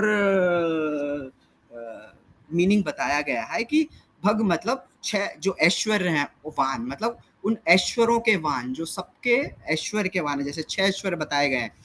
धन ऐश्वर्य जैसे कि लक्ष्मीपति, तो धन के ऐश्वर्य के लक्ष्मीपति है। शक्ति के ऐश्वर्य है, जो हमने पास्ट टाइम में देखे हैं। 7 साल की उम्र में 7 दिन 7 रात तक उन्होंने अपनी कनिष्का उंगली पे गोवर्धन पर्वत को उठाया। रूप, तीसरा रूप है। रूप ऐश्वर्य उनका है, जो कि कभी हमने उनको बूढ़े लेवल पे नहीं देखा। हम तो 2 दिन नहीं नहाए, ये नहीं करें तो हमारा क्या हो जाएगा, लेकिन भगवान कभी भी बूढ़े नहीं होते हैं। उनकी कीर्ति है, चौथा कीर्ति है। उनकी कीर्ति हर जगह फैली हुई है। 5वां ज्ञान के स्रोत है, वो ज्ञान, कंप्लीट ज्ञान उन्हीं से आया हुआ है। लास्ट आखिरी वैराग्य है, तो वैराग्य के स्रोत है। तो इसमें ये बताया गया है कि वैराग्य में, कि जैसे पास्ट टाइम में हम देखेंगे कि रामायण में दिखाते हैं राम भगवान, जैसे उनको बोला गया कि आपको वनवास जाना है, कुछ भी उनका राज तिलक होने वाला था, लेकिन कुछ भी मन में रखते हुए भी उन्होंने वो वैराग्य का दिखाते हुए इमीडिएटली वो वहां से चले गए। तो इस तरीके से दिव्य भगवान अगर हम देखें तो अनंत ज्ञान, शक्ति, ऐश्वर्य, बल तथा प्रभाव को बताता है, कि जिसमें भौतिक उन्माद का लेश मात्र भी नहीं होता। तो ऐसे भगवान को एक्सप्लेन किया गया है इसमें। फिर हम आते हैं 5वें पैराग्राफ में। 5th पैराग्राफ में बताया गया है पूषण, पालन करता। और उसमें कैटेगरी गई है, जैसे पालन करता, ये पिछले में भी हमने पढ़ा कि वो पालन तो सबका करते हैं, लेकिन भक्त और अभक्त और अलग अलग श्रेणी में जो है उनका कैसे करते हैं। तो अभी भक्त के श्रेणी में देखे थे, वो मार्गदर्शक के रूप में करते हैं, अपने आप को उनको सौंप देते हैं, अपना साक्षात दर्शन देते हैं शुद्ध भक्त लेवल पे, उनको योग्यता प्रदान करते हैं ताकि आप उस लेवल पे आओ और देखो, और गोलोक धाम के दर्शन करवाते हैं, भक्तों के साथ आनंद का आस्वादन करते हैं, उनको आत्म साक्षात्कार करवाते हैं, और जैसे ये भक्त अभक्त, जैसे प्रभुपाद जी ने अपने लेक्चर में भी बताया हुआ है कि 3 तरह के श्रेणी के रहते हैं लोग। एक तो भगवान को जानने के लिए, जैसे knowing the Lord, seeing the Lord and loving the Lord. Knowing the Lord का मतलब क्या है कि भगवान को जानने के लिए, जैसे ज्ञानी लोग हैं खाली बुकिश नॉलेज लेते रहते हैं, भगवान के बारे में जानना है, मेरे को जानना है जानना है। दूसरे हैं सीइंग द लॉर्ड, मतलब योगी, वो क्या करते हैं, बस अंदर जो भगवान है, परमात्मा है, उसके मेरे को दर्शन करने हैं, वो उसी मेडिटेशन में लगे रहते हैं बस। लेकिन जो लविंग है, जो भगवान को, जो लास्ट शुद्ध भक्त है, वो लविंग द गॉड, तो वो क्या है, आमने सामने भगवान को देखना चाहते हैं, उनसे प्रार्थना करते हैं कि मेरे को आप फेस टू फेस दिखाओ अपना चेहरा। वो सब, वो 3 तरह के। तो जैसे जैसे स्तर में जीव है, उस स्तर पे भगवान उन सबका पालन पोषण करते हैं। भगवान छोड़ते किसी को नहीं है, सबके पालन हरता है, लेकिन सबके लिए भगवान अलग अलग है। जैसे डिपार्टमेंट बनाए हुए, जैसे अभी कंट्री में भी देखें, भौतिक जगत में भी देखें, तो अभी प्राइम मिनिस्टर है, जेल है, जैसे जेल बनाई है तो जेल का अलग विभाग है। भगवान खुद नहीं देखेंगे, उन्होंने अपने रखे हुए हैं, वहाँ पे जेलर हैं, वहाँ पे डिफेंस वाले हैं, क्रिमिनल डिपार्टमेंट है, वो सब करेंगे। तो सबके पालन पोषण भगवान करेंगे, लेकिन अलग अलग स्तर पे है। भगवान उस लेवल पे नहीं जाएंगे, भगवान ऊपर शुद्ध भक्त लेवल पे रहेंगे, उन्होंने अलग डिपार्टमेंट बनाया, उनका करेंगे। तो भक्त का क्या बताया गया एक्सप्लेनेशन, बहिरंगा शक्ति उनके द्वारा प्रकट नहीं होती, क्योंकि वे स्वयं को पुरुष के रूप में विस्तार करते हैं। जैसे कि हमने बहुत ही अच्छे तरीके से राजीव प्रभु जी ने समझाया था, परमात्मा का जो लेवल है, उनके सब जो भी परमात्मा लेवल पे जो है शिरोदक्षाई, वो सब हमने पढ़ा। इन्हीं रूपों में भौतिक अभिव्यक्ति की विशेषताओं को बनाए रखते हैं। ऐसे विस्तारोद्धारों में ब्रह्मांडीय अभिव्यक्ति के निर्माण, पालन और संहार करते हैं। तो इस तरीके से सब परमात्मा के लेवल पे वो, तो कितना देखिए, इस लेवल ब्रह्मांड लेवल जो अभक्त लेवल है, उस पे भी भगवान ने देखिए कितना अच्छा सब बनाया हुआ है, कि कितनी अच्छी सुविधाएं दी हुई है हम लोगों को। तो अगर हम भगवत धाम, वहाँ पे गोलोक, वहाँ पे तो क्या सुविधाएं होंगी, यहाँ पे भी हमें को इतनी अच्छी सुविधा भगवान ने प्रदान की है, कोई भेदभाव नहीं किया हमारी चेतना के हिसाब से। तो वहाँ तो कितना अच्छा परम आनंद मिलेगा हमको। तो इसमें ये बताया गया है क्वेश्चन में 6 और 7 में सोहम अस्मि, इसके बारे में बताया गया है, जो कि अचिंत्य भेदाभेद है। तो इसमें हमको क्या करना है, इसमें सोहम अस्मि से दासोहम अस्मि लेवल पे अपने को जाना है। वो हम कैसे जा सकते हैं, सोहम अस्मि, जैसे कि बोला गया है कि मैं हूँ, तो मैं उस सोहम अस्मि में हमारा क्या लेवल रहता है, मैं अहंकार, मैं ग्रेट हूँ, मैं ये हूँ। दासोहम अस्मि मतलब मैं भगवान का दास हूँ, मैं भगवान की, तो ये लेवल पे हमको जाना है। तो सोहम अस्मि में इसमें 6 और 7 में क्या बताया गया है कि अचिंत्य भेदाभेद तत्व सर्वोच्च व्यक्ति और उनकी ऊर्जाओं के अकल्पनीय एकता और अंतर को समझाता है। जैसे कि अभी हमने समझा कि महासागर और बूंद, मात्रा में तो महासागर और बूंद में बहुत, बूंद छोटी है, महासागर बहुत बड़ा है, तो क्वांटिटी और क्वालिटी का बहुत फर्क है। जैसे कि हम यही देखते हैं कि मटेरियल वर्ल्ड है, मटेरियल वर्ल्ड में जैसे जेल में अलग ड्रेस है, मटेरियल वर्ल्ड में अलग ड्रेस है, हम नॉर्मल पहनते हैं, जेल में एक अलग ड्रेस है। उसी तरीके से हम ब्रह्मलोक में भी, गोलोक में भी सब अलग अलग हैं। तो यहाँ पे कैसे पालन कर रहे हैं कि माया देवी है, वो सब इसका पालन कर रही है, तो ये सब बताया गया। यहाँ पे एग्जाम्पल भी काफ़ी अगर हम देना चाहें तो दे सकते हैं कि ये हम माया जगत में फंसे हुए हैं, तो इससे बाहर निकलने के लिए हमको क्या करना पड़ेगा, इसमें यही सब प्रार्थना की जा रही है। तो सोहम अस्मि जो है अचिंत, उससे हमको दासोहम अस्मि लेवल पे जाना पड़ेगा, कि हमको भगवान का दास बन के, भगवान को हमको रिक्वेस्ट करके कि हम जीव भी भगवान के स्वयं के ही अलग अलग विस्तार है, और चूंकि उनमें से कुछ भगवान बनना चाहते हैं और भगवान की नकल करना चाहते हैं, इसलिए वे उन्हें ब्रह्मांडीय सृष्टि में प्रवेश करने की अनुमति देते हैं। तो इसमें जैसे बताया गया है कि सबकी इच्छा रहती है कि मैं भी बनूं, मैं भी ये बनूं। जैसे बच्चों का एग्जाम्पल देंगे, हम बच्चे रहते हैं, टॉय ले आते हैं, किचन टॉय ले आते हैं, ये ले आते हैं, सब कुछ बना तो लेते हैं, खाना भी बना लेते हैं, ये भी बनाते हैं, लेकिन पेट तो नहीं भरता, फिर मम्मी के पास ही जाते हैं, भूख लगती है। इसी तरीके से भगवान है, भगवान ने हमको सब दे दिया है, हम सब करते हैं, हम जानते हैं मैं ही है, ये सब मैं ही चला रहा हूँ, एक घर मैं सब कुछ मैं ही कर रहा हूँ, मेरे पास इतना पैसा है, 2 BHK 3 BHK मर्सिडीज BMW सब आ गई। लेकिन जब लास्ट में सब थक जाते हैं, रो, तब भगवान को रिक्वेस्ट करते हैं, ये सब हो गया भगवान, अभी मेरे को आपके पास आना है। तो यही सब है जिससे कि हमको मटेरियल वर्ल्ड से बाहर आना है। लेकिन भगवान हमको सब सुविधा दे रहे हैं, इसमें सृष्टि करते हैं, माया देवी के थ्रू हमको भेजते हैं, माया देवी, दुर्गा देवी, उन्होंने ब्रह्मांड की रचना की है, बोले आप जाइए वहाँ पे, तो जैसे जैसे सबको आप दीजिए जिन जिन को जैसे चाहिए, लेकिन हमारा उसमें कुछ होने नहीं वाला है, वो खाली टेम्पररी है और थोड़े टाइम के लिए है, और वो जरूर जन्म मृत्यु जरावादी में हम उलझे ही रहेंगे। तो उससे हमको बाहर आके भगवान के दर्शन करने हैं, इसमें ये बताया गया है।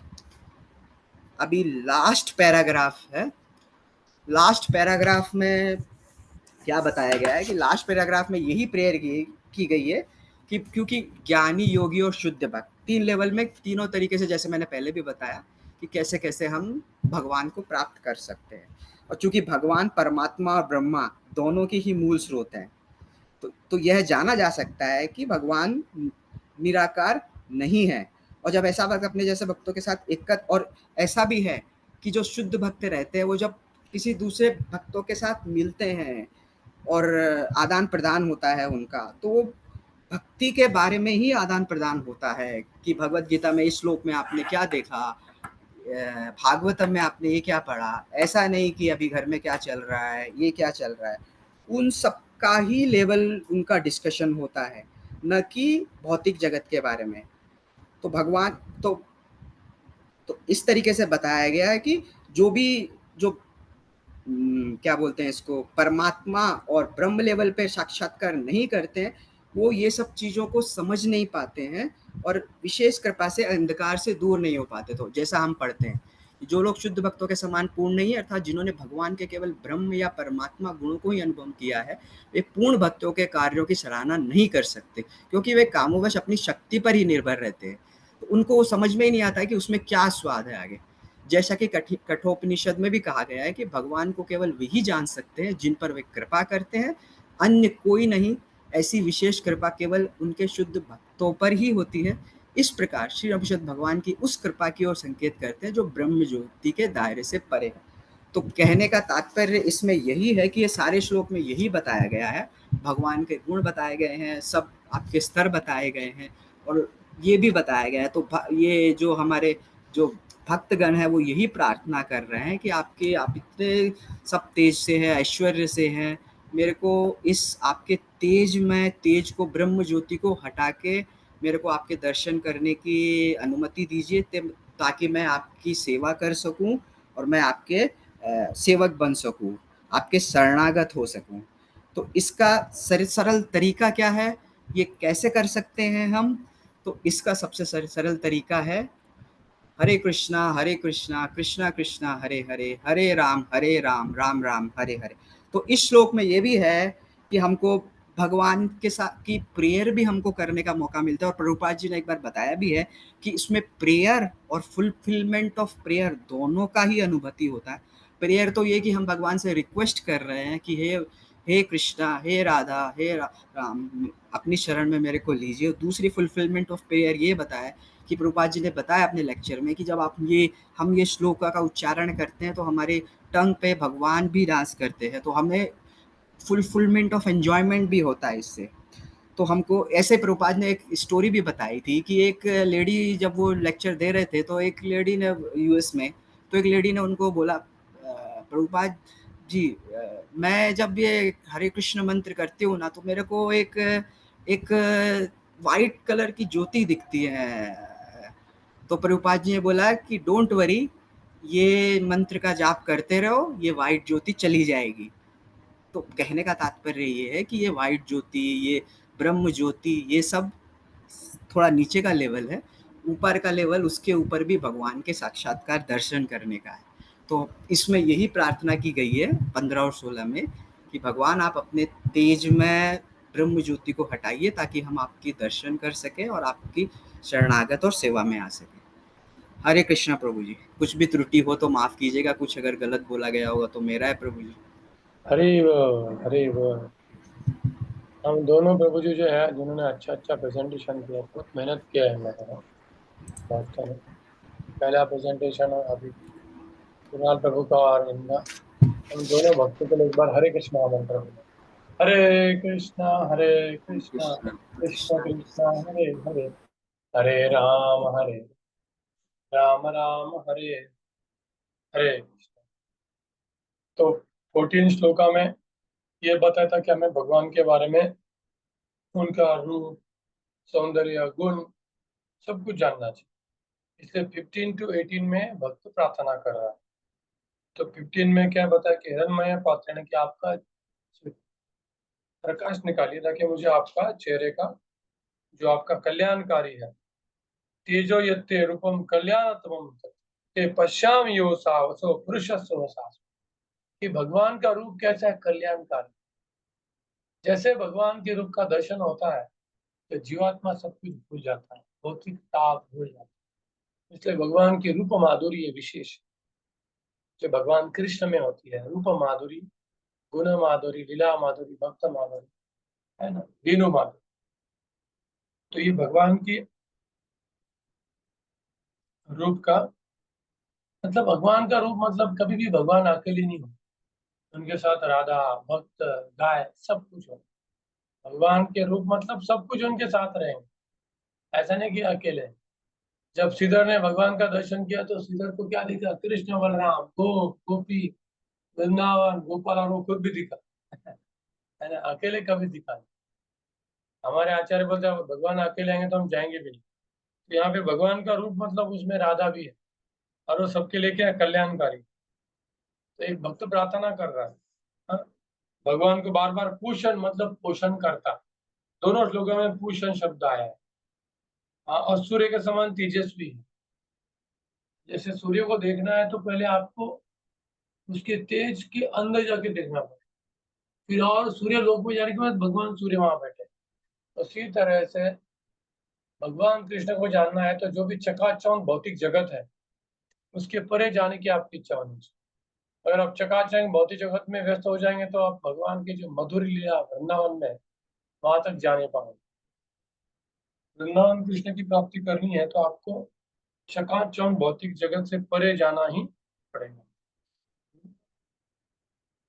प्रभु जी ने हर एक पैराग्राफ को बहुत अच्छे से कवर किया है।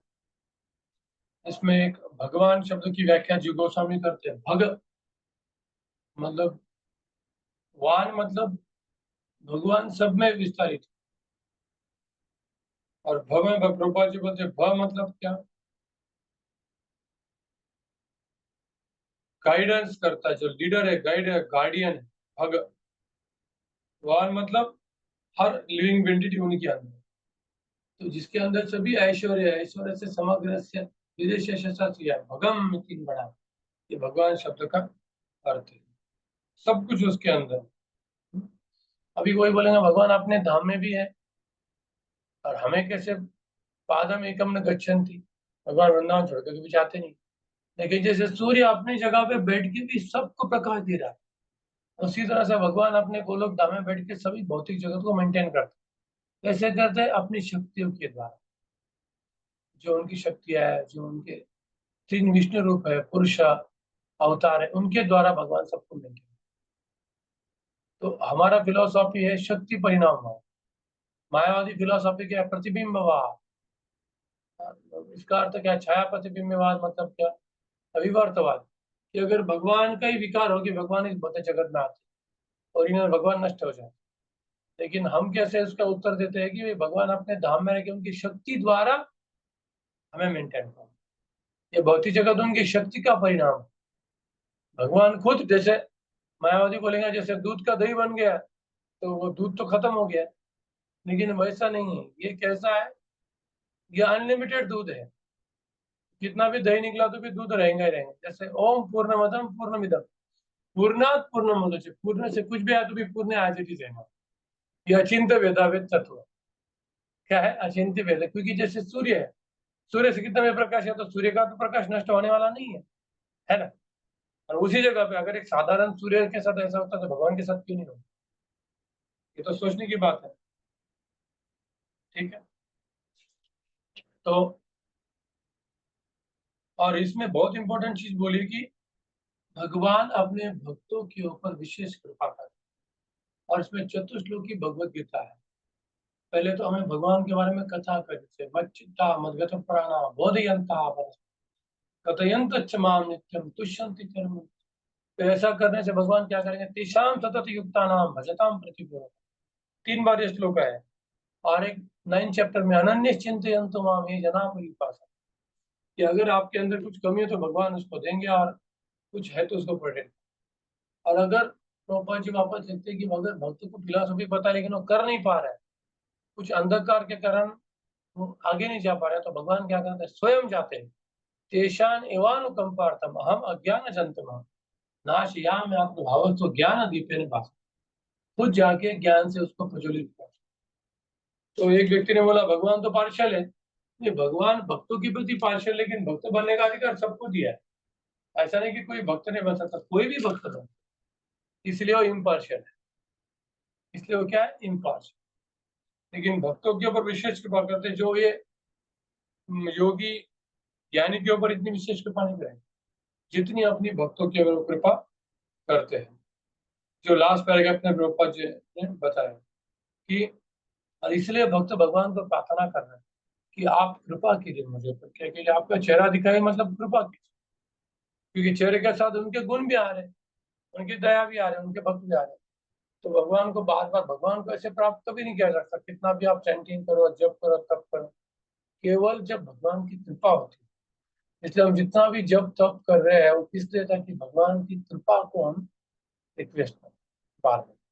तो ये हो गया 16।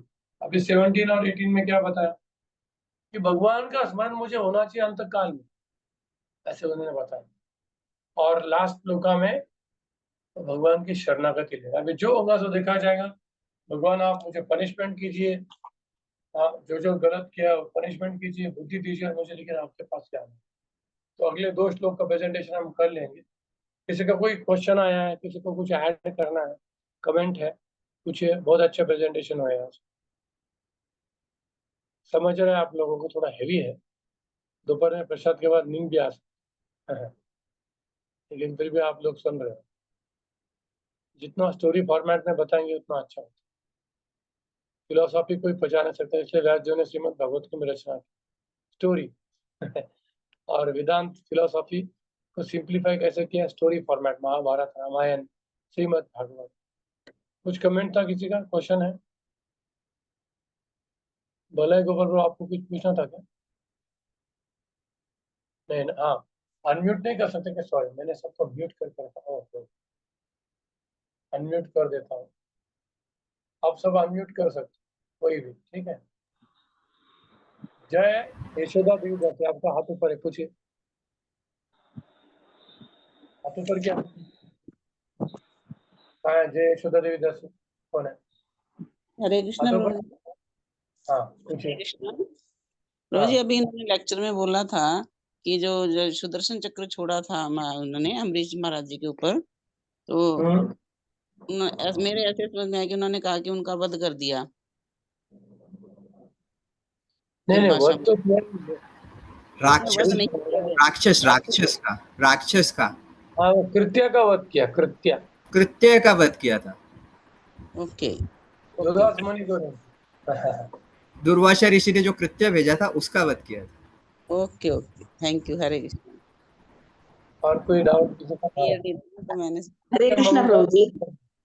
हाँ ठीक है, कौन बीच में पूछे, पूछो। मेरा एक डाउट था कि अगर भगवान की इच्छा नहीं होती है तो बिना भगवान की इच्छा के कोई एक पत्ता भी नहीं हिलता है, तो भगवान की बराबर। इच्छा होगी तभी तो दुर्वासा ऋषि ने अम्बरीश महाराज को श्राप दिया था। कुछ तो होगा कारण वहां पे। ये जो स्टेटमेंट है ना, ये गलत है। भगवान हाँ? की इच्छा से पत्ता नहीं हिलता, भगवान की सैंक्शन के सिवा, भगवान की सैंक्शन के सिवा पत्ता नहीं हिल सकता, भगवान की इच्छा के नहीं। क्योंकि फिर जीवात्मा को भगवान ने जो फ्री इच्छा दिया उसका महत्व क्या है? कुछ भी नहीं है। जैसे आपको एक 100 रुपए का नोट मिला है, जी तुम उससे मंदिर में डोनेशन दोगे या पब में जाओगे, ये इच्छा आपके पास ही रहेंगी। भगवान पूरी इच्छा को कंट्रोल लेंगे तो फिर जीवात्मा का और भगवान का संबंध प्रेम का होगा ही नहीं, ये तो कंप्यूटराइज हो गया वो। बरोबर है, भगवान के तो सैंक्शन की सिवा नहीं हो सकता। कोई गलत काम कर रहा है तो भी भगवान का सैंक्शन चाहिए चाहिए, तो उसके सिवा नहीं कर सकते। लेकिन भगवान की इच्छा के सिवा नहीं, भगवान की सैंक्शन के सिवा। ठीक है, तो भगवान को सेंटेंस की वजह से तो उन्होंने श्राप दिया था उनको। नहीं, दुर्वास मुनि के सामने दोनों प्रकल्प रखे गए कि भाई अच्छा मुझे छाप देना चाहिए कि नहीं देना चाहिए, उनको पता है। लेकिन हाँ क्योंकि असत संग होता है, उसका माइंड एजिटेटेड होता है, इसलिए वो शाप थी। प्रभु जी इसको हमारे थोड़ा साथ सा भी ऐसा बहुत बार होता है कि हमें पता है कि गलत काम कर रहे हैं, हमें करना चाहिए, हम कभी कभी वापस लेते हैं। लेकिन बिल्कुल कभी कभी ज्यादा तमोगुण रजोगुण के कारण हम गलती कर बैठते हैं। इसलिए हाँ सत्वगुण में जो व्यक्ति स्थित होता है वो गलती हम्म, करता नहीं, क्योंकि सद विवेक बुद्धि उसकी जागृत होती है, वो डिसीजन कर लेने के पहले सोचता है। लेकिन रजोगुण में तमोगुण में खड़ाक से आदमी कुछ समझता नहीं कि डिसीजन ले लेता है और बाद में पछताता है। इसलिए जी प्रभु प्रभुपाद जी बोले, you have to come to the mode of goodness, and therefore you have to situate yourself in a goodness situation. Most of the time city में जो रहने वाले लोग हैं उनका माइंड भटका रहता है, क्योंकि जी एनवायरमेंट इतना खतरनाक होता है कि उसको ही समझता नहीं वो क्या कर, पाप कर बैठता है। लेकिन जैसे आप सात्विक एनवायरमेंट जाओ, आप आदमी को लगता है ऐसा क्यों किया उस समय, ऐसा करना नहीं चाहिए था। इसलिए तो प्रभुपाद जी बोले कि तदा रजस्तमो भावा काम लोभा दयच्चे, सात्विक खाना खाएंगे, सात्विक जगह पे रहेंगे, शास्त्र का अध्ययन करेंगे, तो फिर हमें समझ में आता है, अरे बाप रे मैंने कितना गलती किया, ऐसा करना नहीं चाहिए। लेकिन रजोगुण में क्या होता है कि हमें पता है लेकिन फिर भी हम कर बैठे। ठीक है, जी इसमें कुछ ऐड करना चाहता हूँ यदि परमिशन हो तो। हाँ पीछे। ओके माता जी, प्रभु आपने जो बात कही वो बिल्कुल सही थी जी प्रभु कि भगवान की इच्छा, आपने जानने की कोशिश नहीं करी भगवान की इच्छा वहां पे क्या थी, जी प्रभु जी। क्या भगवान की इच्छा थी वहां पे? कुछ तो होगा भगवान प्रभु की कि वो उन्होंने ये श्राप दिलवाया या दिया, क्यों दिया, उसके कुछ कारण कुछ तो होगा। भगवान की वहां पे इच्छा भक्तों की महिमा का गुणगान करना था। गुणगान करने की थी, यही चीज मेरा कहना था। हाँ, तो अपने भक्तों को क्योंकि अगर अगर दुर्भाग्य वो सुदर्शन चक्र कृत को मार सकता है, बिल्कुल प्रभु जी कृत को खंड खंड कर सकता है, तो दुर्वासा ऋषि भी तो सामने थे, उनको भी तो खंड जी खंड कर सकता था। बिल्कुल तो भगवान की महिमा, भगवान अपने भक्तों की महिमा को विस्तारित करने के लिए, करने की बताने के लिए, भगवान भक्तों की महिमा कि जी भगवान भक्तों के लिए मैं कुछ नहीं सुन सकता किसी के लिए। स्वयं दुर्वासा ऋषि उस शस्त्र के, जो सुदर्शन चक्र है, उस शस्त्र के उद्देता, मतलब भगवान के पास स्वयं गए, भगवान ने मना कर दिया मेरे पास मत आओ, कहाँ जाना है आपको, अम्बरीश के पास जाओ। बिल्कुल सो भगवान अपनी भगवत्ता नहीं दिखा रहे, भगवान नहीं भक्त की महिमा का वर्णन कर रहे हैं कि मैं भक्त के अधीन हूं और मेरे सारे शस्त्र भी भक्त के अधीन है। बिल्कुल तो भक्तों के अगर के लिए अगर कोई उल्टा बोलेगा, जैसे अगर आप कुरुक्षेत्र में देखो, जब भीष्म पितामह ने अपने व्रत लिया था, या तो मैं अर्जुन को मार दूंगा या कृष्ण से शस्त्र उठवा दूंगा, बिल्कुल तो भगवान ने वहां शस्त्र चक्र उठा लिया था, पहिए को चक्र के रूप में उठा लिया था, दान कर दिया था। अपने भक्त का मान रखने के लिए, भीष्म पितामह की प्रतिज्ञा को पूर्ण कराने के लिए, और अर्जुन को प्रोटेक्ट करने के लिए, भक्त की रक्षा भी करनी है और अब दूसरे भक्त का मान भी रखना है, इसलिए भगवान ने वो पहिया उठा लिया। जी प्रभु तो भगवान अपने भक्त की महिमा का गुणगान करने का कोई मौका चूकते नहीं। जी प्रभु तो इसलिए भगवान ये सब चीजें कई बार करते इस तरह की परिस्थितियां जन्म पैदा कर देते हैं कि वो चीजें होती हैं। सॉरी प्रभु जी, अगर मैंने कुछ गलत किया हो तो मुझे क्षमा कर दीजिए। नहीं, क्लियर किया मैं कुछ ऐड करना चाहता हूँ, कभी भी हमें ऐसा नहीं समझना चाहिए कि मैं जो कुछ कर रहा हूँ तो भगवान की लीला है। जो जी श्रीमद् भागवतम में है वो केवल लीला होती है, बाकी इससे हमें सीखना है। अगर भगवान की सच में इच्छा होती है दुर्वासा शाप दिया, तो फिर भगवान ने दुर्वासा को क्यों बताया? तभी बोला हाँ तूने अच्छा किया शाप दिया, बोलना चाहिए था ना उसको। नहीं नहीं भगवान की इच्छा के विरुद्ध दुर्वासा ने कहा, उसकी ईगो के कारण था, उसको तपस्या के कारण उसके अंदर जो बल था वो रजोगुण को प्रवृत्त कर रहा है। इसलिए हमें ऐसी उग्र तपस्या नहीं करनी चाहिए, हमें भगवान की भक्ति करनी चाहिए, बराबर है। लेकिन जो भी श्रीमद् भागवतम में हो रहा है वो भगवान की इच्छा से हो रहा है। जैसे द्रोणी ने परीक्षित महाराज को शाप दिया कि तुम्हारा मृत्यु सांप के डस के होने वाला है। अब ये भगवान की इच्छा के सिवा परीक्षित को शाप कोई दे नहीं सकता, लेकिन हम जैसे लोगों को सीखना है कि ये गलत काम है, उसको उसका शाप देना नहीं चाहिए था, क्योंकि उसके पिताजी ने उसको बोला तुम्हें ऐसा नहीं करना चाहिए। तो शास्त्र को देखने के तो हमेशा एंगल होते हैं। दो एंगल क्या होते हैं कि एक होता है ये ड्रामा है, हम जैसे बद्ध जीवात्माओं के लिए, और उसमें जो वहां पे जो भी कैरेक्टर वो सब हाय है, लेकिन हमेशा हमें क्या सीखना है कि हमें ऐसा नहीं करना। क्लियर? भगवान की भक्ति बढ़ाना है तो हम उसका गुणगान कर सकते हैं, लेकिन मैं ऐसा नहीं कि मैं किसी भक्त का निंदा करूं फिर ये करूं। इसलिए हम अलग एंगल से क्यों सोचेंगे? ये तो कंडीशन हो तो हमेशा सोचता है मैं जो कर रहा हूँ वो भी लीला है, हाँ वो भी भगवान की कुछ इच्छा है, इसे ऐसा लोग करते हैं। लेकिन नहीं, शास्त्र से हमें हमारे आचरण में क्या करना चाहिए क्या नहीं करना चाहिए भगवान हमको सिखाए। जैसे पितामह भीष्म है, पितामह भीष्म को पांडवों के खिलाफ लड़ना है भगवान की इच्छा थी, ये हो गया एक दृष्टिकोण। लेकिन हमें क्या सीखना है कि जो अधर्म के विरुद्ध है कोई भी पितामह भीष्म जैसा महान योद्धा भी होने दो, लेकिन अगर वो अधर्म के खिलाफ है तो उसका मृत्यु हो जाएगा। ठीक सीखने को मिलता है। दूसरा क्या मिलता है कि मैंने उसका नमक खाया है, ये गलत है।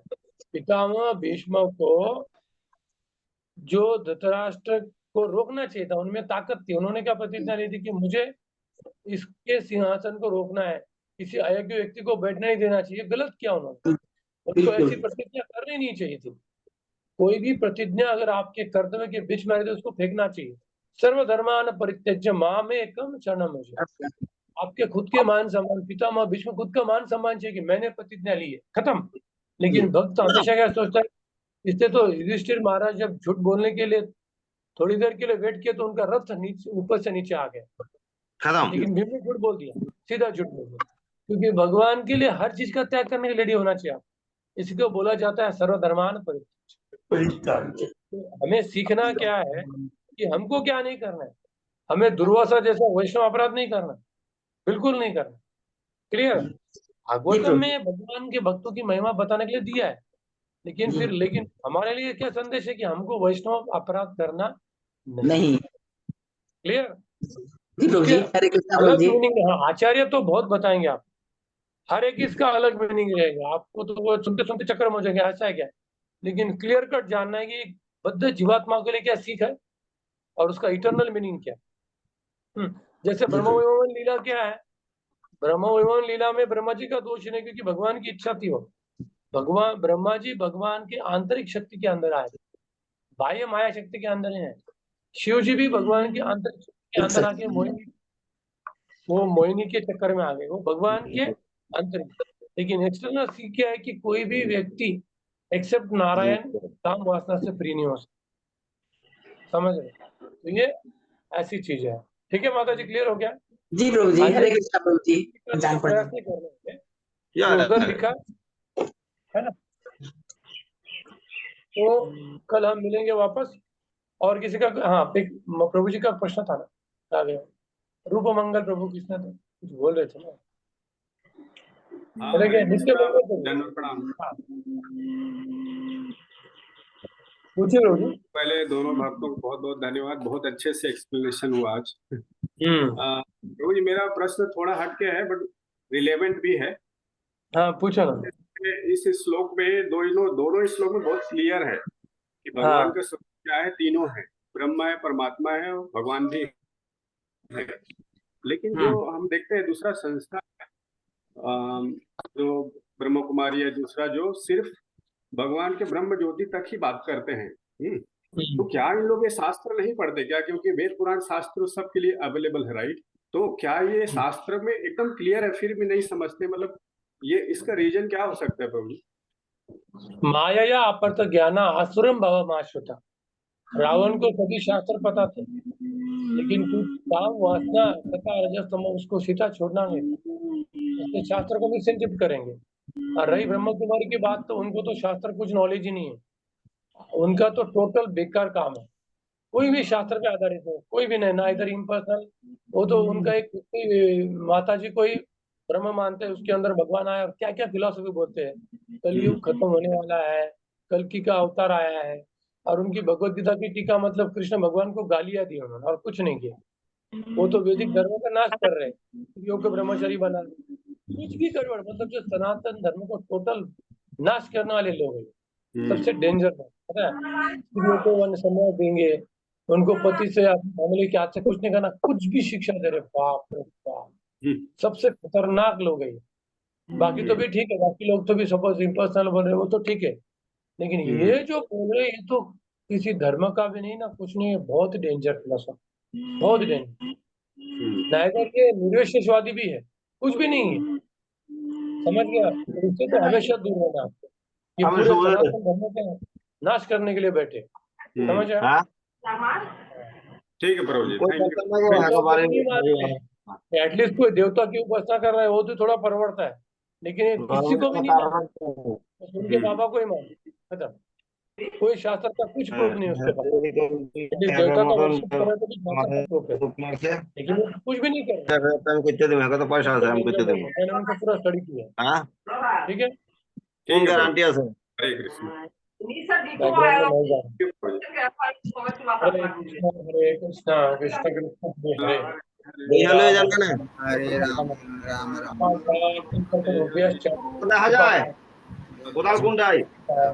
भावनेभ्यो वैष्णवेभ्यो अनंत कोटि वैष्णव भक्तवृंद की जय। ईशोपनिषद की जय। जिनका प्रेजेंटेशन है वो बहुत रेडी है, बहुत अच्छा प्रेजेंटेशन। कल हम बचे हुए टाइम में क्लोज बुक ओपन बुक के बारे में भी चर्चा करेंगे। हरे कृष्ण। सब अपने आप बुक आपको सबको भी भेजा है उन्होंने, तो जरा कल ओपन को पढ़ के आइए आप लोग, ताकि आपको थोड़ा तो नॉलेज होना चाहिए। ओपन बुक के जो प्रश्न है उसको थोड़ा पढ़ के आना, ताकि मैं आपको एक्सप्लेन कर पाऊँ। हरे कृष्ण प्रभु जी, एक छोटा सा निवेदन था प्रभु जी। हाँ प्रभु जी, कल एक्चुअली नोएडा में एक प्रभुपाद विलेज का इनॉग्रेशन है, तो उस वजह से सभी जो नोएडा के भक्त रहेंगे शायद वहां रहेंगे, क्योंकि गुरु महाराज कल 4 बजे आ रहे हैं, हिज होलीनेस लोकनाथ स्वामी महाराज कल 4 बजे से वहीं रहेंगे। सो नोएडा के भक्त जितने भी होंगे, कितने ड्यूटी नोएडा के हैं हाथों पर कीजिए। मतलब मैं इसका डिसीजन ले नहीं पाऊंगा, मुझे तो कोई प्रॉब्लम नहीं। हमारे प्रभु जी का कोऑर्डिनेटर प्रभु नोएडा के कितने ड्यूटीज है टोटल? 4-5 लोग हैं, और उसे सबने अपना तो ये बताया नहीं है, लेकिन किसी का नाम पे है नोएडा। लेकिन मेरे को केवल अग्रवाल प्रभु का ही फोन आया है, बाकी किसी का भी फोन नहीं आया। बाकी भक्तों को जानना है, आपको आपका प्रेजेंटेशन नहीं है ना, तो आपको कोई इशू नहीं है, हम दे सकते हैं छुट्टी, ऐसा कोई इशू नहीं है, मुझे लगता नहीं कोई प्रॉब्लम नहीं। नहीं, मेरे को छोटा सा एक सबमिशन सिर्फ इतना सा था प्रभु जी, जो ओपन बुक है और क्लोज बुक वाला है वो नेक्स्ट सेशन में कर लें तो ज्यादा इजी हो जाएगा थोड़ा सा। ठीक है ठीक है ठीक है, देखते हैं कल। आप मैं डिसाइड करूंगा प्रॉब्लम है, ठीक है। थैंक यू वेरी मच प्रभु जी, बस उसी को डिसीजन बहुत क्रूशियल है, नहीं कोई प्रॉब्लम नहीं, इसीलिए मोस्टली आपका भगवत गीता का सेशन भी मैं लेने वाला हूँ 1 to 6, तो मैं हरि बोल तो मैं बता दूंगा आपको, क्योंकि आपको पास करना भी मेरा रिस्पॉन्सिबिलिटी है। ठीक है, हरि बोल। हरे कृष्णा। ठीक है, तो मुझे आप कंटिन्यू करो, मैं निकलता हूँ। आपको जो भी फॉर्मेलिटीज करनी है अटेंडेंस। हरे कृष्णा। हरे कृष्णा गुरु जी, ठीक है। हरे कृष्णा।